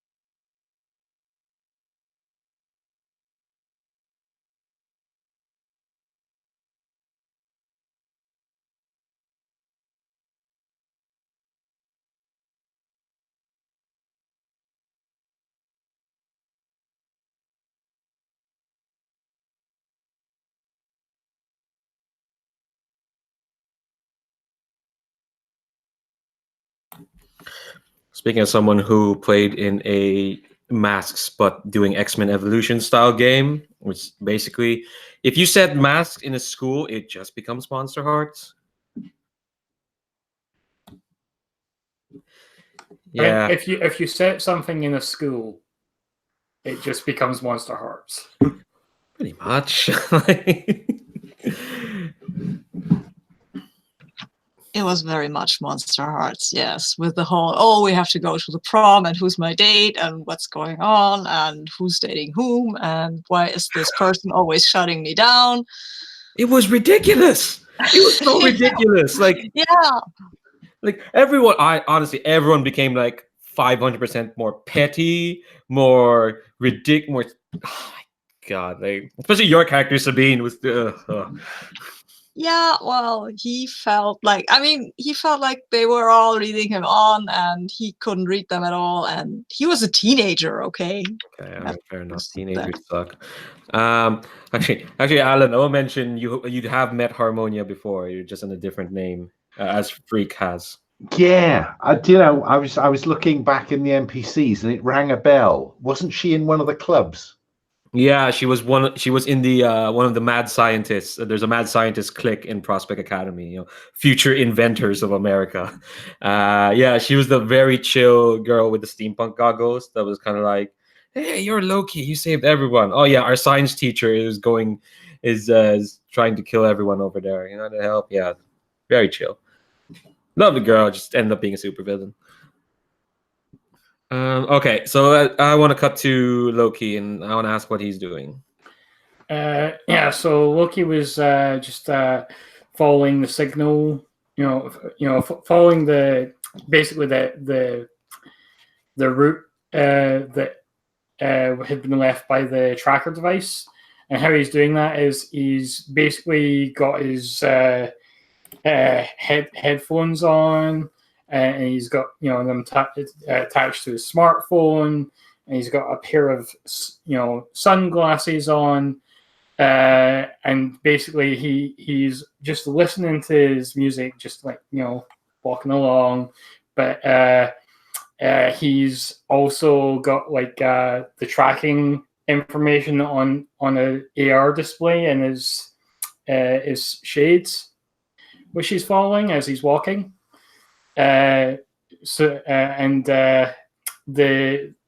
smartphone will also beep him if the D3 device picks up any dimensional energies nearby. Beep. Cool. I think to simulate this, because walking down Prospect City streets, I think there's quite a bit of construction, just repairing stuff from the invasion. You probably walk, and some recent stuff has happened. You probably pass by a old warehouse that used to be like a gig place, but aliens came by and broke it down. So you probably pass by that. I think to see how well you do, I'm gonna ask you're trying to assess the situation, probably as you're tracking her down.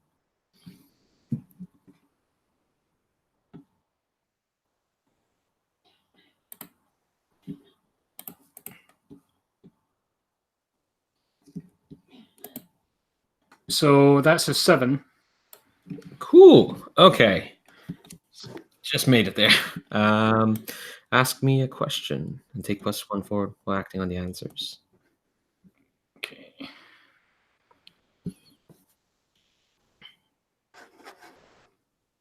So I get to ask one. I can't remember. It's only if it's robotics I get an extra question, isn't it? Yeah. Yeah. And okay. You're not dealing with robotics at the moment. Okay. So what here is the biggest threat? Besides the knife, which I think when you spot like Agent Fomero coming out of like coming out of like just a corner shop with like a sandwich. She's carrying a different case this time, like a smaller kind of black metal case, but you can tell, your dimensional stuff kind of goes when you spot it. The biggest threat, I think you'll notice that amidst the hullabaloo of this, you'll notice like one or two like black tinted cars that you can tell just from your observation that they're kind of following her. Those cars kind of seem familiar to you. I think you've met the people who drive those kind of cars before. The restitution people? No, these ones you pissed off by hacking into their systems directly. Right. So there's a criminal organization in Prospect City. It's called Spiderweb. And see, these are all tying it all in together. Yeah, I think you even recognize like from how you're tuning is that you've kind of hacked into the system before. To the radio signals. That's how you can tell these are folks you've tangled with before. Okay, so I'm just gonna keep going. Keep following. Try and keep a respectful distance, and I'm gonna send a text to the group, send a group text and just say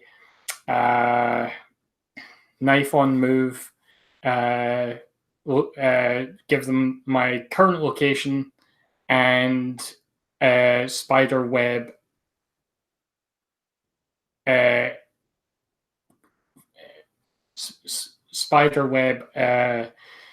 closing in. I think that on that note, we'll cut to Jamie and Serenade. As we walk out of the Aegis building, I'll say to Cherie, so, okay, Cherie, what do you want to do today? Today's your day. What do you want to do? I want you to stop calling me Cherie. It is not my name. I'm sorry. I will call you Serenade from now on. So, Serenade, what do you want to do today? It's your day. I would like to speak to Kevin. Okay, let's go find Kevin. And we get in the car and we drive. And I guess at some point that text arrives. But while we're driving, I want to be saying to Serenade, look, what happened last night, that wasn't your fault, don't you? That was my fault.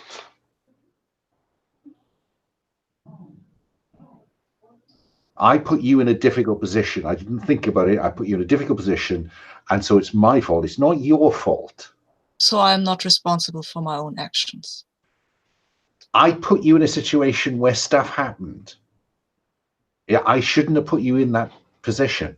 You should not, no. But I should not have allowed you to, and I will not in the future. Well, that's a good thing, Serenade. You need to start making some decisions yourself, not always following other people. It'd be really good for you. I'm coming to appreciate that, yes. Thank you for that lesson. Comfort and support? Yeah, that sounds like it. You're going to be that, or you're telling her a place in the world, but I think you're leaning towards comfort and support a bit more. Yeah, absolutely. That was the intent. But I can't remember what it is. It's Monday. Yeah. Which is all of 0. Good luck. Oh, God. 4. Okay, so I was going to suggest if you can, if you're relying on your train acting orders, you can use the soldier label instead of any other label, but that's only going to get to a 6. So yeah, exactly. It doesn't work. Actually, since he has influence over her, yes, push to a 7. 7. Fine. Yeah. So yeah. So when you're acting your orders and relying on your training, yeah. Do you think that's in my training? Okay, what sort of? I don't really see that if he is a soldier right now, this is not really very soldierly. Telling somebody to think for themselves? I don't know if that is a soldier thing. Yeah, I agree. If you want to take the L, sure. Yeah. So I'll mark potential. Mhm. and fail miserably. Okay. Serenade, how do you respond to this? Not at all. Mm, I think I will look out of the window and ignore him. Just like, well, yeah, he's my handler, but right now I don't really care what he thinks or what he wants. Aw. So I still feel guilty and insecure. Yeah. And I still feel hopeless. It's very clear. Oh, perfect. That's some kind of party. Perfect. Yes. Okay. Yeah. Okay. And we So, screech to a stop next to Kevin. yeah. I want to cut to Melcor a bit. There's still time before the drag night, drag club Oh, night. of course. And if we don't go to Drag Night tonight, maybe later. But Yeah. I think Melkor gets the text just like it's near the end of his shift. So he, places everything in a bag, all his, Starbucks stuff in a bag, steps outside, does the Spider-Man look around, and he places his fists to his, together in front of his chest. Like, Varga! And slams his fist down on the ground. This looks like a geode forms around him. Then Varga shatters out of the geode with all these sparkling gemstones around her. And normally she would be like screaming, Varga rocks! But she realizes she's right next to Starbucks, like, Varga rocks! And does her... Oh, go ahead. I would have thought like the laws of a magical girl transformation means you can shout however you want and no one's gonna notice. But Just in case that doesn't apply.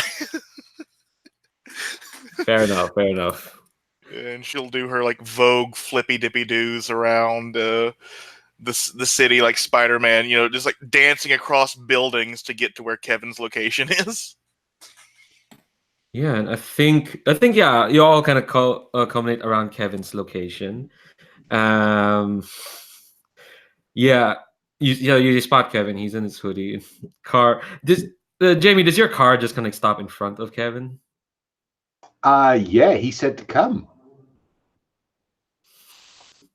Oh, you all look so conspicuous. Especially Varga. How do you make your entrance? Now's time for the dramatics. Yeah, because I think Varga is literally like running, like it looks like parkouring if she had gotten a running start, but it's just kind of her thing. She's running across a building, does a flip, and I think like death drops in front of Kevin in the car. Just shablam! Varga rock! Hey guys! Yo. That was quite the entrance. Well, live for what you love. What a weird thing to say. Okay, Yeah. so we're all here. They went this way. Yeah, I think you're pointing at the black Cadillac. That's kind of like oddly. There's traffic. I think maybe you probably heard a report that there's a sort of congestion, there's some sort of accident has happened further up freeway. So this car is just oddly going by, and you see Agent Romero with the black case and the sandwich, looking like she wants to find a nice, quiet place to eat that sandwich. No, there's no icemonger. That's a different universe. Yeah, and yeah, you spot the black Cadillac. This is. I'll tell you right now, this is not a dangerous threat. All you know is that Agent Romero is once again under threat. So what do y'all do? I will turn to Kevin and say, excuse me, before we go and fight somebody, I want to give you a message. Your biggest fan says hello. And then I will turn towards the Cadillac and look at it.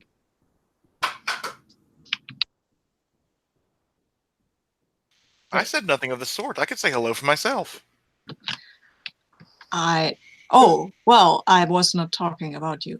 This was this was verbatim given to me. This message. Oh, were they taller than me? No, they weren't. Then I'm still the biggest fan. I believe they spoke of something other than size. And she'll kip up onto her feet. God. Wow. How do you even move on from that? Can I infer who she's talking about? Yeah, I mean, look, she told you she was she was your biggest fan when you met. She asked for your autograph. Azimov? I mean, you spoke to that? I mean, she goes by Harmony now. Harmonia. Yeah, that's. Yes, I spoke to her. Yeah. She thinks very highly of you, I think. Yeah, sure. You seem less than enthused. Let's see. Last time I saw her, she was the leader of a cult that worships Eris. The restitution. Yeah. Yes, Yeah. she told me about that. She seemed quite unapologetic. Yeah, that sounds right.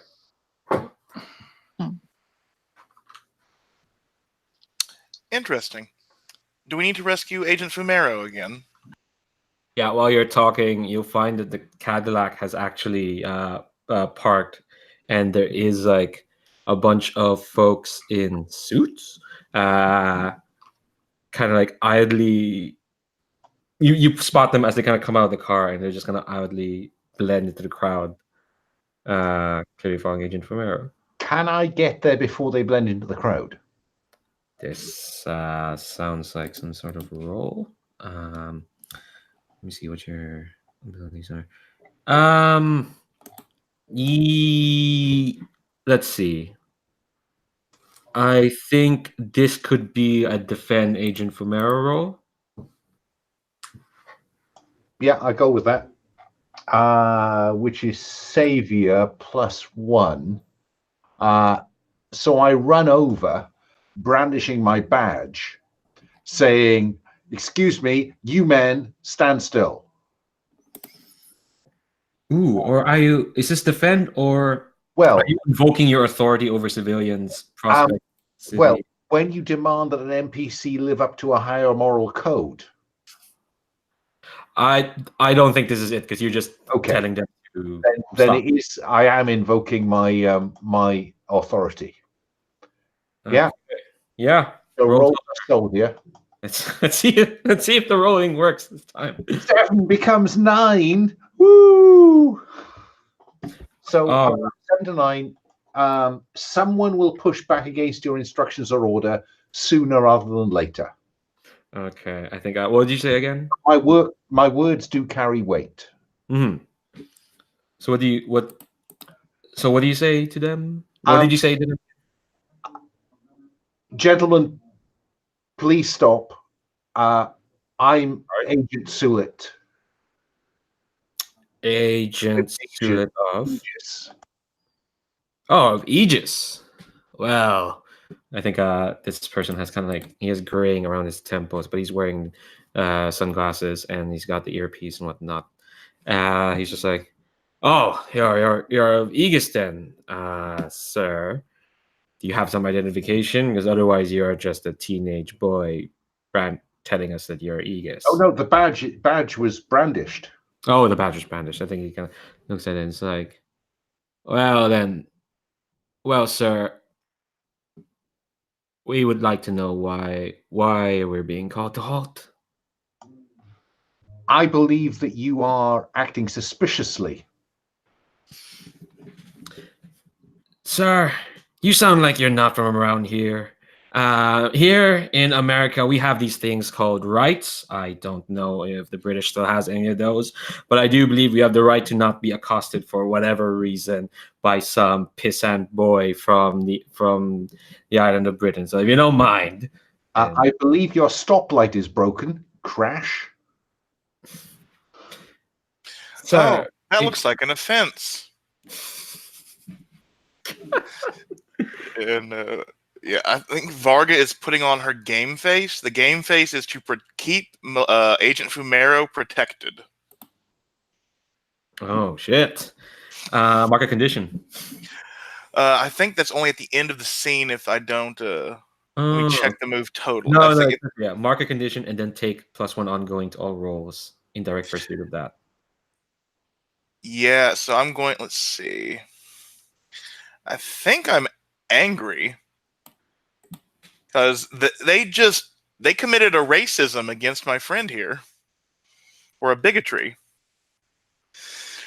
Yeah, so like Varga will walk up and just like, oh, this car is in no condition. I mean, look at this light crash. Look at that light crash.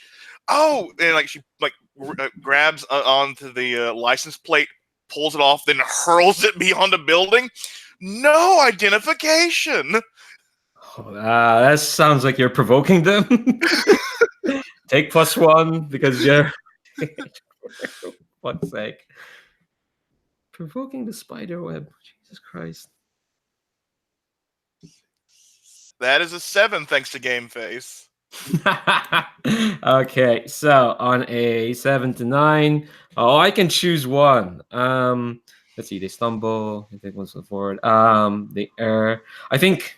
Yeah, I think they're gonna err. So what's gonna happen is they look at you clearly. There's two of them. There's a guy. There's generic guy 1 and generic Chris Hemsworth guy 2.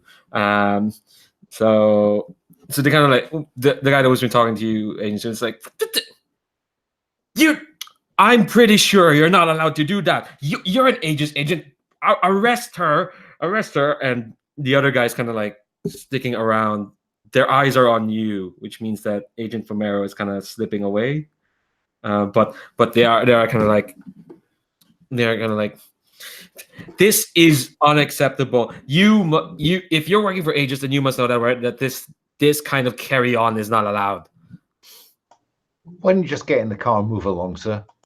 How? There's no identification. We deserve to be compensated. This is ridiculous. This is extra legal. You know that term, don't you? You seem to know a lot of words you threw at my friend here. Yeah. I think they're just gonna like bluster. I think this guy is blustering, and then the other guy is kind of like he hears something in his earpiece, and he kind of puts a hand on his friend's shoulder to be like, "Calm down. It's just a car. We can get you. Gary, our mark's gone. We need to go. We'll compensate for the car later. Let's go." And Gary, it's just like, be hearing from this. We know who you are, and you as well. And he points to the two of you. What are the other folks doing as this nonsense is happening? You've got time now because I think you've got the attention of these two. I think I was continuing to tail Agent Fumero. Yeah, I think. Is it the two of you? You and Serenade? I assume. Yeah, sure. Okay, yeah, I would tag along because there doesn't seem to be a fight happening over there. So Yeah, and I think when you kind of like when you go towards her direction, because she turned around the corner, kind of as the two were blustering. When you go around the corner, you'll find yeah, she's waiting there for you. Just kind of like, no, her arms are not crossed because she's kind of like tapping her foot and kind of. She thinks she's intimidating, but she's also eating the sandwich at the same time, so she's not really that intimidating looking. And she just says, Kevin, this must be a record in terms of disobeying what I just said. Like, I don't think even Turn was this unruly.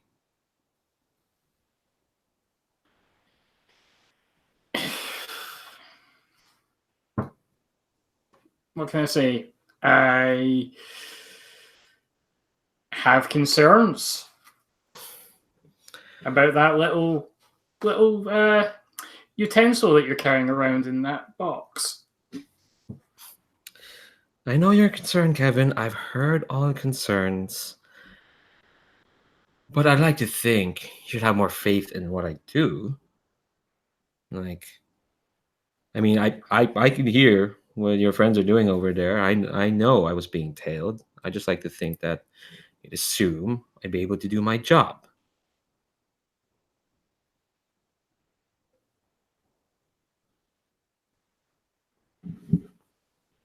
You just got back up in your job.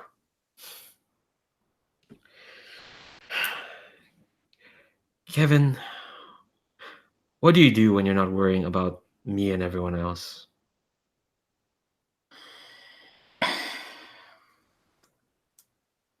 I never stop worrying about everyone else.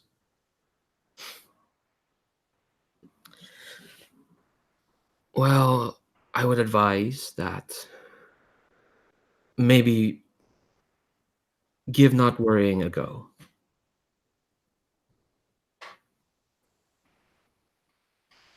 See, I did try that for a little bit, but then I found out that my stuff that I gave freely was repurposed in ways that I never would have allowed.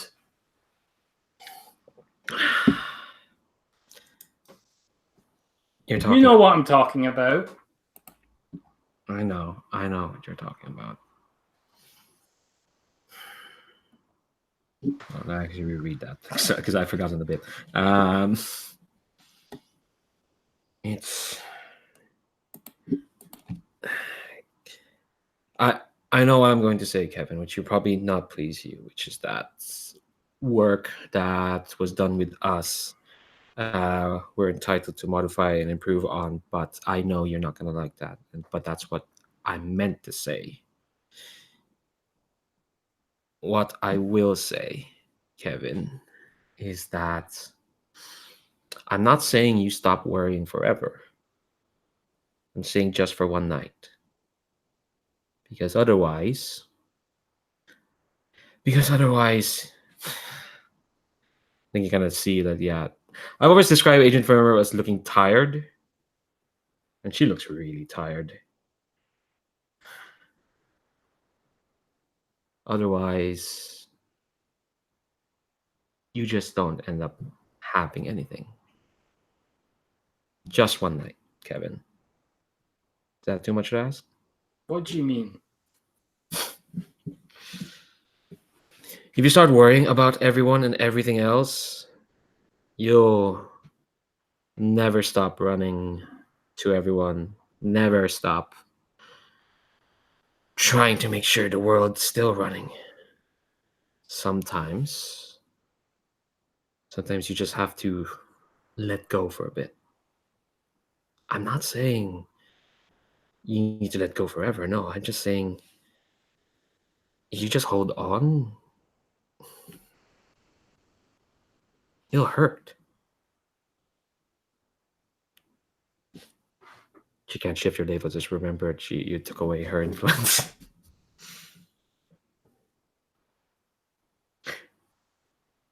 You must have something else planned or anything. Like, I don't know, night out in town or anything. And I think probably about this time is when the lecture that my mother was talking about was. Yeah, I think actually that lecture is probably done. I was talking about the drag night thing. Yeah, I know that as well, but yeah, the lectures there as well. I don't know if Kevin considers law lectures fun, but yeah, I think who doesn't? I think she says like, okay, tell you what, Kevin. I'll tell you right now that mission parameter is almost done anyway. Whatever it is, this thing that how division needs out, they're calling it in, so you can stop worrying about me. Well, actually, they're not calling it in. I'm just going to call it in. So you can stop worrying about me.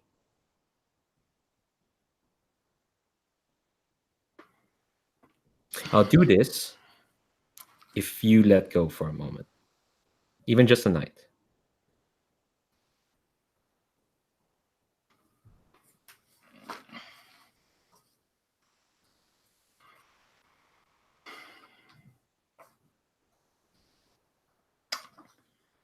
I want to. Okay, but you call it in now while I can. So I know that it's done.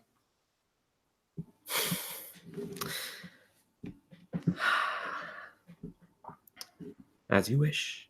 And I think she's about to reach into her phone, and she realizes she's sandwich halfway done, so she's gonna hand it over to Serenade. Or hands it to one of you. I don't know. It's like, oh, hold on, one of you hold this. And she calls it in, and it's like, Agent Hyde, I believe the mission's done. The tuning knife, as you said, has been out in the open for nearly a lot of time. I think it's time to call it in. Yes? Okay. Sure. As you say, sir.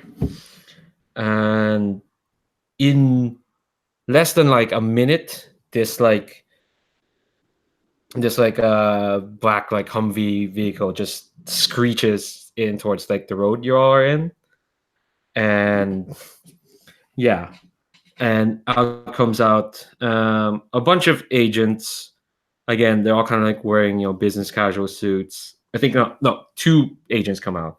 One is, again, a woman in like a black bob and dark eyes. Another one is Agent Hyde, who is basically Aaron Eckhart if you add another decade on him. I think I have a picture in the NPC board. And the female agent takes kind of like the knife, and from Agent Romero, while Agent Hyde is kind of like talking to them, blah, blah, blah, blah. And then Agent Hyde turns to the two of you, and he says, "Well, it seems like I have the two of you to thank for the success of this mission, according to Agent Romero." We lended a hand, yeah. Well, I heard that you've saved her life in more than one occasion. Not just the two of you, but I think we have a quick cut back to like two panels to the to Jamie and to Varga. What the hell are they doing now? Are the spiderweb driving away? I think Gary doesn't want to go. I think he's still kind of like, you'll be hearing from me. You'll be hearing from, I know some highly paid people around here. Like, I can even get, the legendary Cassandra Ryback. Have you ever heard her? She's like, she's a terribly tough lawyer. And I have ambassadorial immunity. Try it. oh no! If you've been keeping up with the changes to the ambassadorial code since the Tangi invasion, I like to think you can't even. You're referring to me as a Tangi? Do you know what that means? And like she steps forward, looks down at him, and like, get in the car. Okay, so after that brief cut, we cut back. Agent Hyde looking at the two of you and says to Serenade and to Kevin, and yeah, he's just saying, the four of you were quite instrumental to. No, Loki's mom is Cassandra Ryback. Yeah, and Agent Hyde is like, we're quite impressed with not just yourself, Agent Ryback, but the rest of your little team. Honestly, I'm quite surprised you're back to leading squads ever since your last training team. I was getting tired of desk work after a while. Well, Kevin, Agent right back. The offer still stands. You'll find that if you come to work with us for Howl Division, things get a bit more exciting. You can bring the rest of your team along as well. I'll have to discuss that with them. Of course, of course. Well, since one of them is here, I'd like to ask for their opinion. Serenade of Thorns, is it? Yes. I will have to think about it and discuss it with the team. Of course. I will say that Howl Division can offer you so much and can use youth like you. Very enterprising, very cavalier, very able to work their own pace.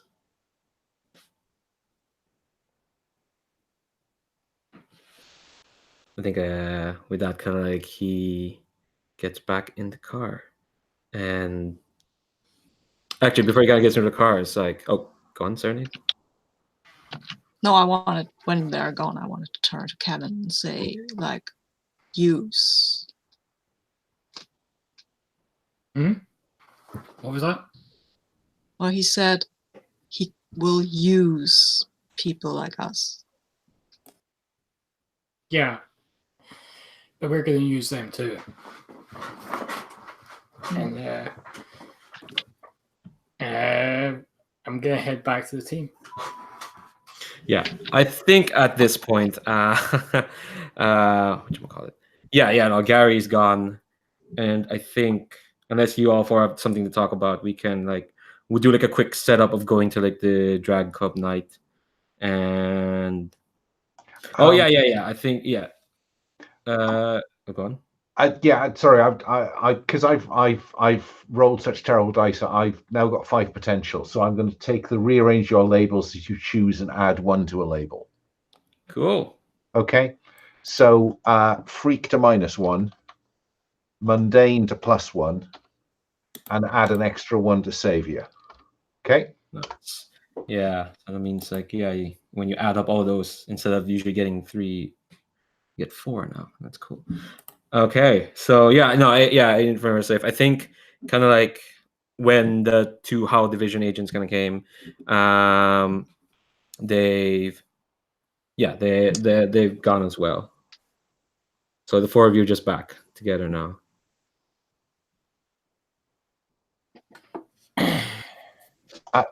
Can I just, another mechanical bit. Was it sufficiently foolhardy to confront the spider web initially alone? You sort of didn't talk to anyone, I guess. So I'll clear insecure if that's okay. Yeah, sure. Okay. I'm mechanically complete. Nice. Okay. So unless the 4 of you don't have anything to talk about, let's kind of cut. Unless you don't have any more things you want to do, we probably could cut to the Drag Club night, and who knows how long that'll go. Well, obviously we'll not catch all of it because we only have 24. Yeah, 24 minutes. But yeah, unless there's not any more business, we can just cut straight.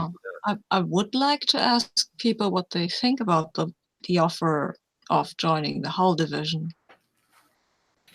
Yeah, maybe you can go back to your sanctuary or someplace so you can talk about it. I also had not invited SULIT yet because Melcor will not contact SULIT on his phone. That makes sense. Of all the people who can figure it out, yeah. And I think with the thing of SULIT and Serenade last night, Varga will be a bit more do you guys want to join? I mean, it's on the table, but kind of thing. But yeah. Join what? Howl Division? It's Varga. I think Varga was just about to do you guys want to come to the... Wait, what? Agent Hyde gave us an open invitation to join Howl Division as a team. Wait. Okay. Yay, they think we're a team. but oh, I don't know. Why would you say no? Because, well, I think it's a good way to get closer to them and figure out what's going on. But they're the peak of this Aegis pyramid, aren't they? I think Aegis is more like hills and valleys. There's several peaks and lots of dips. I've heard much of rabbit holes in Aegis. I would like to investigate this. Okay. I trust Serenade Thorns' instincts. I trust Kevin's intelligence. Sulit,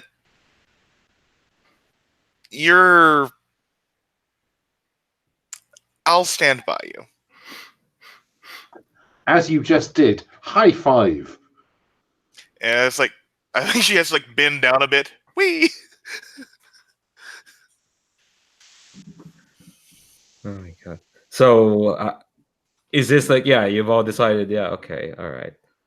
So I think we'll come to the ramifications of that choice next week.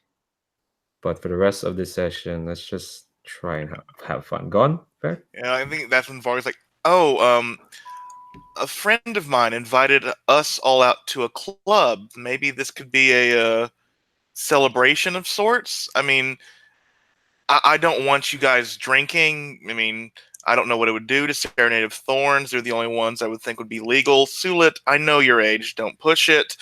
And Kevin, I think, is too smart to want to indulge in alcohol. It's rather depressing sometimes. I would not have to dance. Actually, no. You would be watching other people dance. I'm confident I can do that without incident. And Why would there be an instant? Because Oh! I don't know that happened. I was invited last night to dance, and the only way I know to dance is when I'm trying to overwhelm a foe or kill a person. This is not a good combination. I should not go out and dance. would you like lessons? You can't kill me very easily. I can teach you how to dance. And she'll do like cack, cack, cack, and do like a little bit of Vogue in front of Serenade. Well, it is true that I will not be able to overwhelm you. I would very much like that. Oh, that's amazing. You look like a natural with your body. I'm sure you can do whatever you put your mind to. Yes, unless I let my instincts overwhelm my control. Do I want to? I think I'm trying to comfort or at least support. Yeah. You don't have to dance tonight, but we will learn to dance. Nice. Yeah, definitely roll that. Ooh, let's see. 9, 10, 11, 12. That's a 13. Jesus. So you can add one to the team or... And I'm going to clear condition. Yeah. I am no longer angry. I am excited.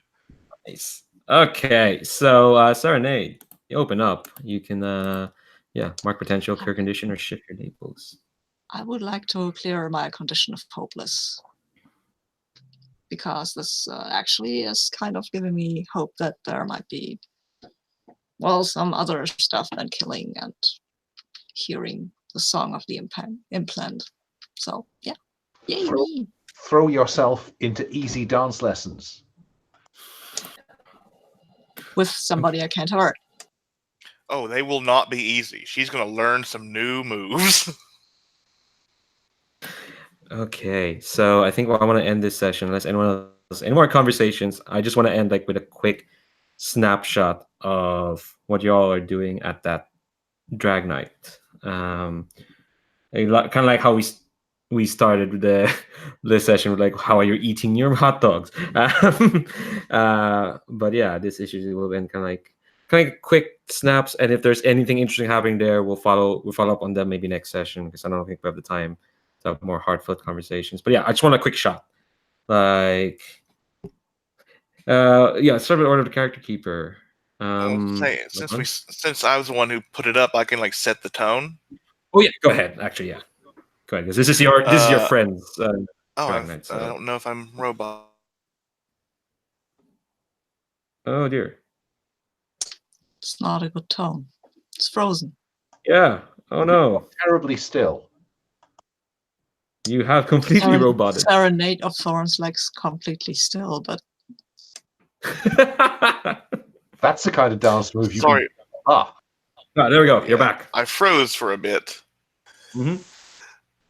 But I think Varga is at the side of the stage, just throwing dollar bills onto the stage like it would be for strippers, but like the queens and kings usually come out and get singles and give you like a kiss and a compliment. So she's like setting the stage, setting the stage for the other people to get their kisses and compliments. Nice. So yeah, Jamie, how are you in this? And what's the shot we see of you? I think that Jamie is going to sacrifice a night out. I think Jamie is going to say that actually we have a panel, all of this going on in the club, and in the corner we have a panel of Jamie writing up his paperwork and acting like a grown-up. I mean, I know one of our wishes was for Jamie to become caring, but this was quick. It's been a very tough day. Yeah, Kevin, please tell me you didn't. You followed Agent Fomero's advice. Yeah. So Kevin's there, and he's just sort of paying attention to the show in the way he usually pays attention to anything. Sort of multitasking. He's checking his phone, doing, doing some code on his phone.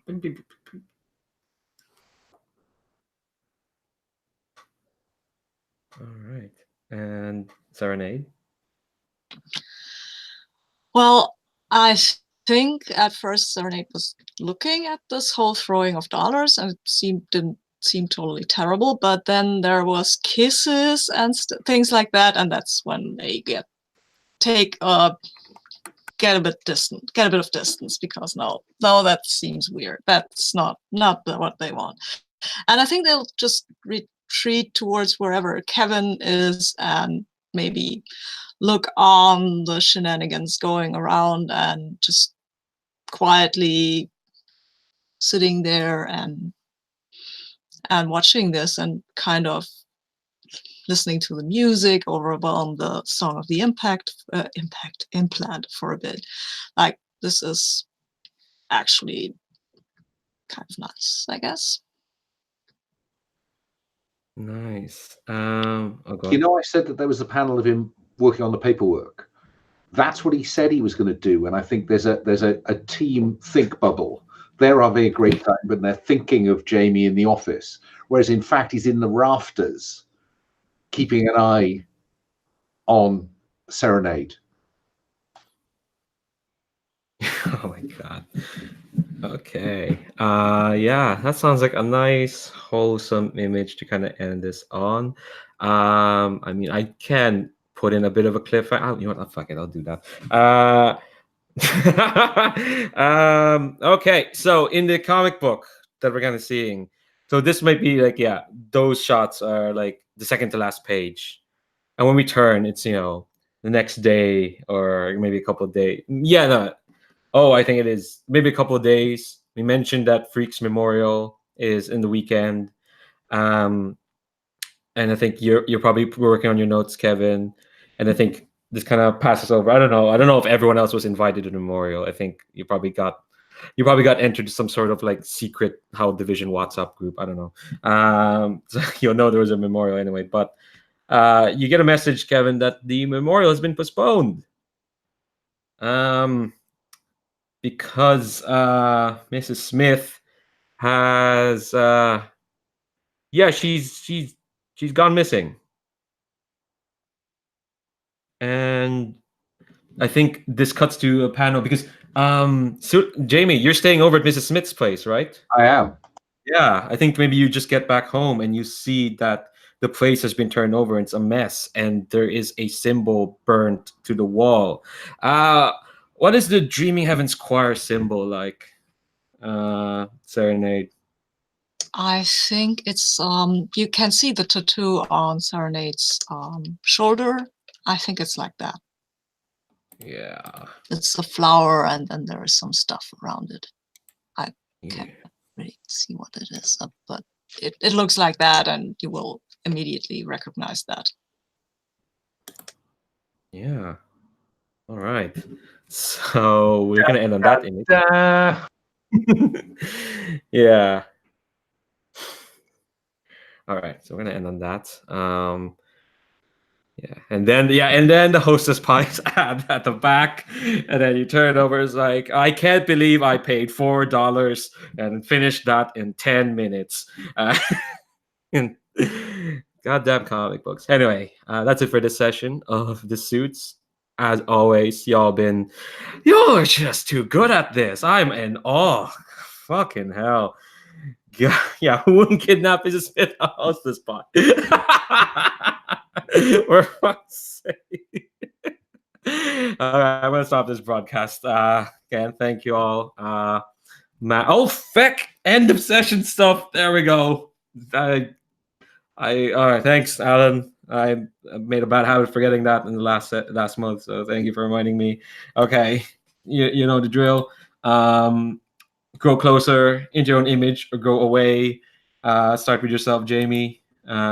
If you actually grew away, I'd be very surprised. No, I think that actually he might be growing into his own image of himself, or the image he wants to have of himself. That he is a spoiled schoolboy still, but he wants to do better. So I think he is growing into that more mature image of himself. And what effect does that have? I can't remember. One label up, another one down. I'm going to shift freak down to -2 and mundane up to 2, because that's what grown-ups do. Jesus, your stats are wild. Oh, man. All right. Varga, how are you feeling? I think I grew into my own image with that conversation with Enid. Like, I am Varga. Varga is Melcor. We are together. And I will put Superior down because I am one of the team, but Savior up because I'm like the heart of the team, it seems almost. Absolutely. Absolutely. Loki, Kevin, how are you feeling? I think he's still growing into his own image of himself. He was trying to be a bit more. He was trying to act a bit more subtle and subterfugey. Trying being the operative word. Labels. So labels.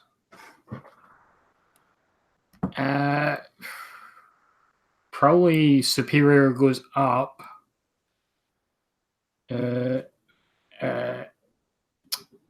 Danger goes down. Fab. And Serenade of Thorns. I think until the moment that Vargas offered to teach Serenade how to dance, that might have been growing into their own image, but I think they will grow closer to the team, and especially to Vargas, because, well, dance lessons. So nice. Oh. Yeah. So, Varga, you get to shift Serenade's labels. Yeah. Well, obviously, your mundane moves up, but I think your Savior moves down. Ooh. Because you can't save yourself. You need us. Okay. If you say so. Wow. So you're marking potential, current condition, or? I'm marking Yeah. potential. Oh, and that means I get an advance. I'll think Nice. about it. Okay. All right. So yeah, I think that's it. Oh, hold on. I think the brain has a move that I've forgotten all this time. I think is there an intercession move? Yes. Yeah, There it's is. if I made let's see. Steps to make amends for your Did shame. you take? I don't think I did. Yeah, you vaguely mentioned something, but hey, there's incentive to talk to Harmonia now. So Maybe knowing that Harmonia has been captured and still thinks of him as, I don't know if it'd count though. I mean, yeah, the thing is, Loki was the one who did the capturing in the previous series. Yeah. So And does visiting someone in a cell count as a date? I hope so for Serenade's purposes. yeah, I don't think you did in this session. So give influence to one of your teammates. So, you know what? I'm gonna give it to Serenade. But Serenade already has influence on me, so they get to shift my labels. It's nice. Let's see, where are you? Okay, so I guess I would like to shift your superior down, maybe, and your mundane up. Interesting. Okay. That's it.